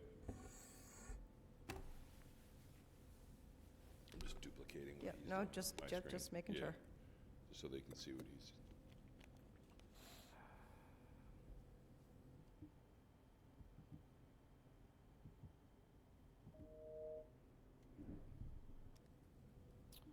So as I mentioned during the public hearing, I was not going to go through the entire presentation. In the exhibit, there is a 50-slide presentation that literally breaks out the movement of every single dollar throughout the budget between FY25 and FY26.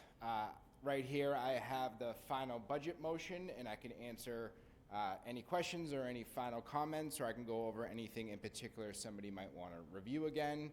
It's kind of your time to request any final questions or comments that you have, or I can go through the whole thing. Anyone? Questions or comments for Vinny? Julia or David, questions or comments for Vinny? I will just say a big thank you for the page Yes. that. Yeah, of course. Thank you. David, do you want to read the motion for us? Sure. Excuse me. I move that the Hamilton Wenham Regional School Committee approve the final FY26 general fund expenditures budget of $45,441,149.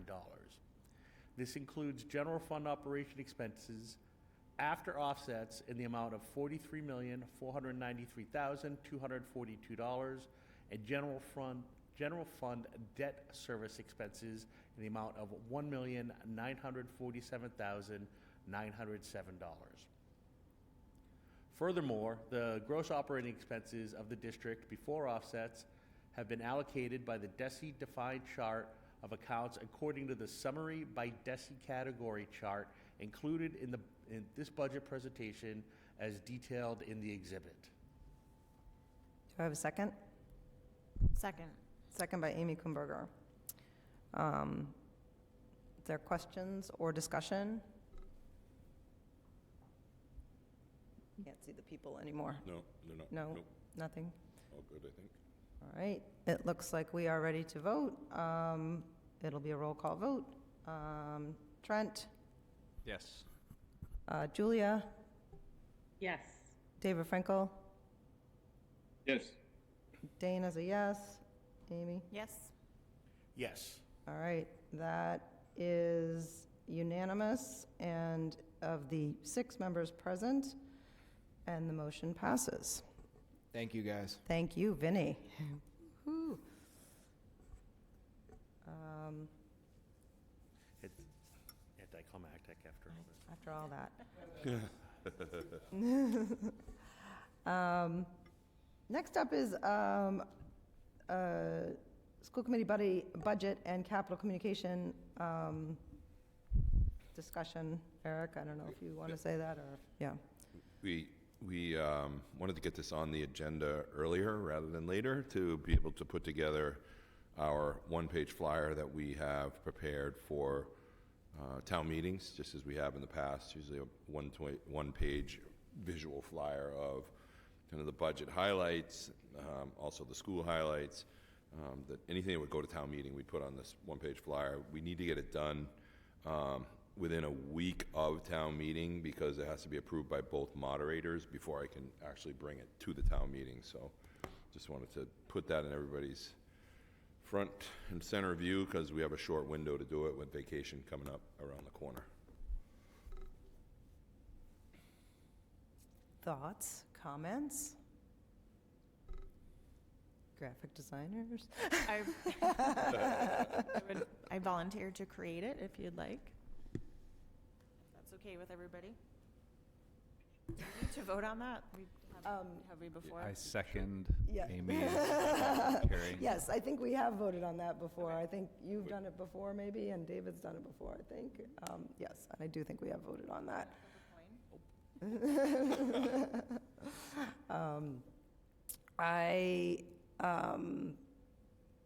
Yeah, I think if people are comfortable, we could have a motion on that. I move that Hamilton Wenham School Committee task Amy Kuhnberger with putting together a one-pager for town meeting. Do we have a second? Second. Second by Trent. It would have been weird if you seconded. All right, anyone have any questions or? Yeah, I'm sorry, I didn't hear that very clearly. So, Eric, could you possibly? Sure, they just tasked Amy with creating the one-page document for a town meeting. Oh, okay, fine. Thank you. It'll be a roll call vote. All right. Anybody have anything else? All right, looks like we're ready to vote. David Polito? Yes. Amy? Yes. Dana's a yes. Trent? Yes. Julia? Yes. David Frankel? Yes. And that is unanimous of the 6 members present. Thank you very much, Amy. Sure. All right, and you can work with Eric and Vinny on that, and it'll be fun. It will. Okay. Committee reports. Capital Finance. We have our next meeting on this coming Monday. I Okay. don't think we've met since the last Okay, update. great. Policy. We still need to meet. Yes. We're held up a little bit. You sent me a message about Monday mornings, right? Yeah, and then I'm on break for the full week after, so it Oh, might okay. be easier to. Maybe that would be a good week. Yeah. All right, I'll reach back out. Having trouble getting everybody Okay, a time. all right. I'm blanking on what it was, but I had another question for policy, but I can't remember what it was. Oh, well, yes, I'll bring it up in another time. I have a question, but yes. It was around remote meetings because it looks like the laws may change, so. Negotiations? Nothing? Oh, that's me. Nothing. That's us, yep, nope. Secretary report? Oh, geez, you know what? I never follow back up with it now. When All you right. weren't here, we were going back and forth, and we just didn't solidify anything, and now I completely Okay. forgot. All right. We'll get on that in the future. Okay. Eric? Thank you. A couple of items. Exciting, the 100th day of school celebrations are coming up next week. Always fun at the elementary school. Also on the 12th, which is Wednesday, the annual Hearts and Flowers event. If you have not been, it's a very nice little event that our choral kids do at the high school level, and it's only about an hour long. They have different groups that sing and have food and usually some type of an auction or something available. So Hearts and Flowers next Wednesday. It usually starts around 6:30. Don't forget, we are going on break After next week, from 17th to the 21st, we will be on winter recess. And then right after that, just before our next meeting, the kindergarten information night will be on February 25th at 6:30, and that will take place this year at the Winthrop. And that is it. Okay. Anybody have any questions for the superintendent? I have one do. question. Several. One, what's the status of the electronic bus grant, Eric? The status now is we are on hold. I have been in contact with Seth Moulton's office and several of his people. As you know, the holds that were put on some of the government grants have been impacted. We're still waiting for the idea of whether or not this grant will come forward or not. Nobody is sure. Nobody's come out and said that it is or isn't coming, so we're just waiting for some help from DC. Right, and that's, am I right, is that $5 million worth of grant at stake? The amount? Was- It's Yeah. approximately $4.8 million.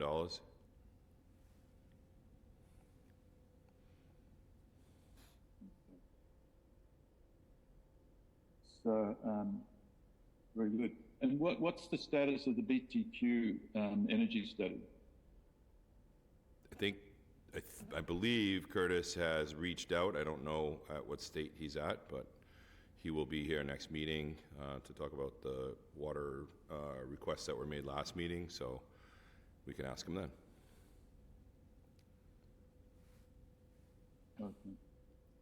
And I guess, not to beat a dead horse here, but I'm getting the impression that there's a lot of illness going around the school. You know, it's typical seasonal illness, and I've seen direct evidence of pressure to keep the kids in school, have them tough it out when they're symptomatic, which, as far as I'm concerned, seems to me to just accelerate the rate at which we infect each other and infect teachers, infect each other in the schools and so forth.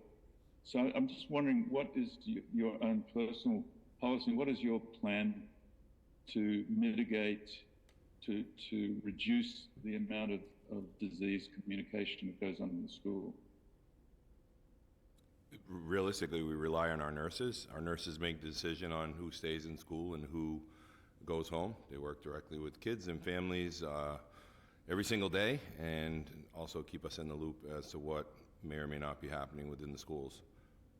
I also noticed, I don't know if David can hear me, so you might have to repeat this, Eric, but as a Winthrop parent, I see in Mrs. Shediak's email every week, there's a statement from the nurse with guidance about when to keep kids home, Yep. which I find really helpful as a benchmark. So there's no particular policy regarding, students that are symptomatic about whether they stay. That's a person-by-person decision by the nurse. Is that what you're saying? Correct. Do you think that's a good policy, given that that just accelerates the rate of spread? The reality is I trust our nurses wholeheartedly to make decisions on the ground level for our kids and our staff. Mm-hmm. And are they given any instructions about the boxes they do have in the room, to turn them on or turn them off or turn them down? When they were originally distributed, I didn't see much evidence of explaining why they were there and what the consequences of messing around with their levels was, but maybe that has changed. Has it? I'm not sure what you're what are you talking? I'm sorry, can you say that again? I don't know what you're... The filter boxes that Eric acquired a couple of years ago, I think it is now, isn't it, Eric? Can be turned on, they can be turned off. The teachers can do either of those, they can turn them down. And their effectiveness at reducing the spread of infection in the room is affected by each of those decisions. I'm just wondering how those decisions, what education have those teachers received about the consequences of taking those actions? and where are we in the cycle of improvement? Because I noticed with Nick's email to all of us that they're very conscious of how sick their own staff get from the schools, and they're looking forward to the new school, hoping the new school will enable them to not get as sick. And yet there's very things that I'm not sure what we're doing to reduce the level of disease communication in our schools at this stage. So I'm just asking. So communication for disease control comes from our nurses. Our lead nurse sends out notices to staff across all of our buildings, especially on things, it could be anything. The most recent one was around lice. So there are fairly consistent communications by our nurses to people in the facilities, in the buildings. They generally manage all of that. There's no formal training on how to use a Medify box to turn it on or off. Some teachers keep them on the mid-level. Some teachers keep them on the low level. Some teachers keep them on the highest level. It just varies with each classroom. Some people don't use them at all. There's no requirement to use them, so some people choose not to use them. Yeah. I think that's probably pretty accurate. It's not very effective, but it's probably an accurate characterization of what is going on. But your point is you delegate that entirely to the nurses. Correct. Okay, thank you. I'll take that to heart. No more questions from me. Thank you. Okay, anybody else have any questions for Eric? I just had one. Yep. Fine. We had a member of the community reach out about the high school cell phone policy.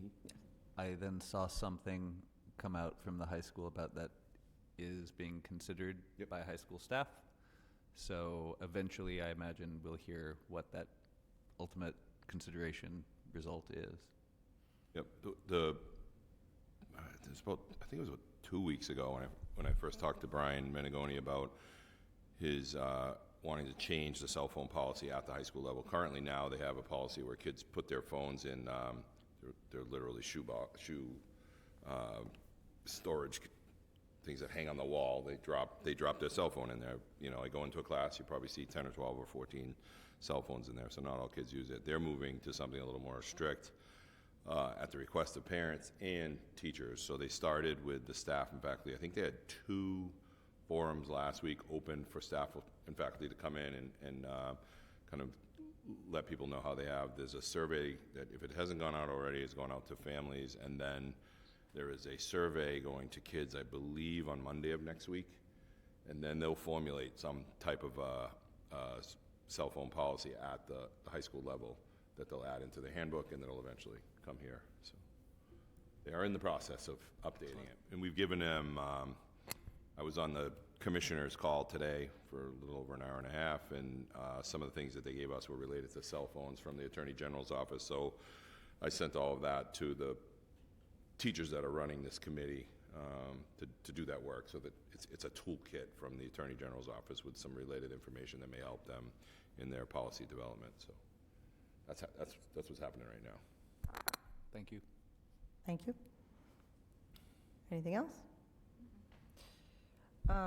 Okay, I don't really have a chair report. I do have a little bit of a follow-up to the procedures for addressing protocol concerns.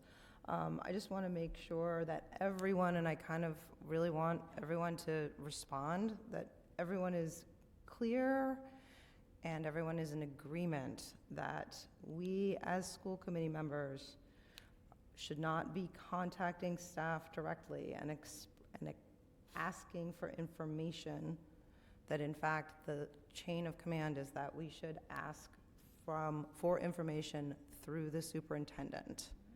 Does anyone here have any questions about that or want to respond to that in any way?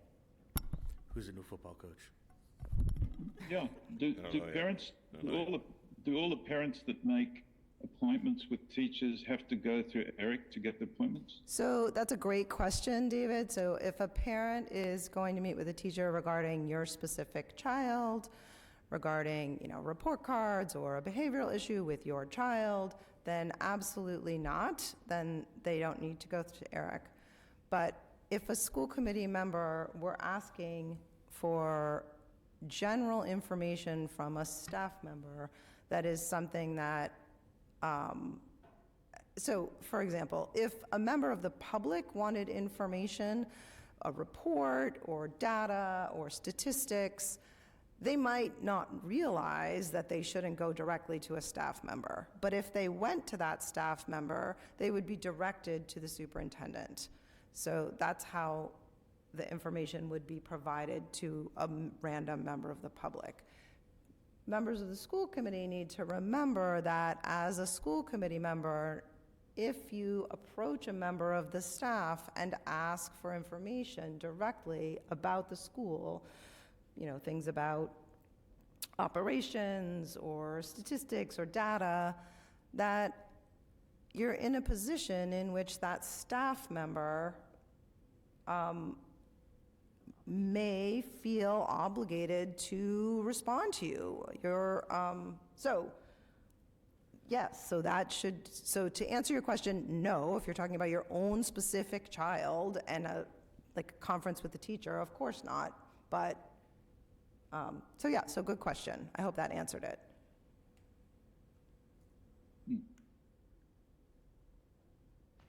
Okay, thank you. Anybody else have questions on that? Okay, I don't have anything else. I did hear one topic for future meeting already. I heard Trent asking about a topic of donation procedures. Is that correct? Yeah, I've been thinking about how to word that request. Yeah, and I do want to give a little information just before we get to because we do sort of already have a procedure, and it is that if, and Julia actually used the example of, well, if I had 10 printers, and things like that actually do happen. People go to the superintendent and say, I have these things, and sometimes the superintendent says, actually, no, we don't have a use for that.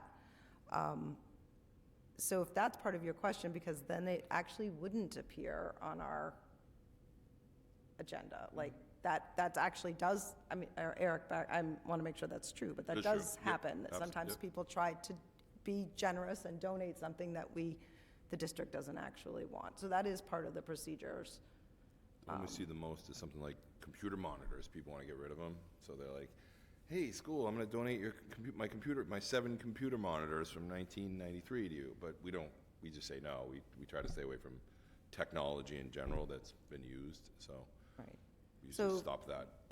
but it's a valid conversation. I mean, it could just be called donation procedures if you want to dive more deeply into what those Well, are. I think that, given the concerns that were brought up around specifically the grant, and then I think that we should have a conversation about those, because I think that if we need to talk about updating our protocols, then that's the time to do it. If we need to talk about asking the policy committee to develop policies and bring them back to the full school committee, I think that's the time to do it.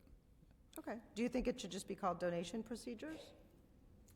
Well, I think it's a little bit more than that, right? Because I think the issue here isn't necessarily the donation itself. I think the issue at hand was an individual member, or that an individual member spoke on behalf of the school committee, without the consent of the school committee or prior knowledge, and it's sort of working around that. In hearing what David was saying tonight, that he was inquiring, and that was just sort of granted or given the grant, even though he thought it was just only an inquiring or whatever. The concern from the committee was that in fact he was speaking for the committee And, I think we can obviously need to clarify that language a little bit. See, I would entirely agree with that. I think that maybe this is a broader discussion around external communication. Yeah, and I was going to say, I actually still have a note from you in general that we do want to have a conversation around committee members' external communication, and maybe that's the topic, and whether it's around donation procedures or other. Yeah, I know. It's so tough. I mean, you guys know, you get it around how people ask you, and, you're not speaking on behalf of the committee, but, they hear, no matter what, they know you're sit on the school committee, and so they sort of take it that way. And I mean, in other words, I don't want to spend too much time on this because it is just a topic for future meeting, but I wrote down committee members, or external communications, maybe it's just called committee member external communications or something like that. We can come up with something. And it may really it may be around our voted and approved protocols that we discuss, or it may be around just having a general discussion, but I think there's a topic there. So, and you and I can talk if you want to flesh that out more, or if you feel like that's enough, we can do that. I think it's adequately broad, Okay. and I'm adequately tired. Yes, as we all are. Okay. Specifically broad. Anybody else have a topic for future meeting? No, I just want to note that Julia Campbell had to drop off. Oh, okay. Just- All right, so yeah, Julia had to leave just a couple minutes early, around 8:40. Dana, I have a Q2 update, FY25 Q2 update, And that's at the next meeting? if that's okay. If there's enough room. Let's hope. Yep, I It'll can be wait. fun. I can wait if not. but- Okay, Eric. We also have to readdress Title IX Okay, rollback. So it's been voted by this committee. The policy, the Biden era policy was voted, but we need to now go back and roll back to the 2020 original Trump era policy. So I'll have that together and ready for the next meeting, only because we need it, because we approve our handbook, our high school handbook, we need to have that updated fairly quickly. So okay. we're just waiting for our attorneys to clear through everything. All right. Anybody have anything else? Okay. Looks like we are ready for a motion, if anyone has one. I move to adjourn at 8:45 p.m. Motion to adjourn, sure. Second. I'll propose a motion David's to all over. adjourn. I heard both Davids. We'll take that as a motion and a I second. move that we adjourn. I thought we were going to get a chair's report. I didn't have anything on the chair's report. I had nothing to address, other than what I wanted to say about this staff communication. Okay, so I heard a motion to adjourn at 8:45. David, Here. and I heard a second. It was a chorus of Davids and a second by Trent. David Frankel? Yeah. Trent? Sorry, yes. Dana's a yes. Amy? Yes. David? Yes. And we are adjourned at 8:45.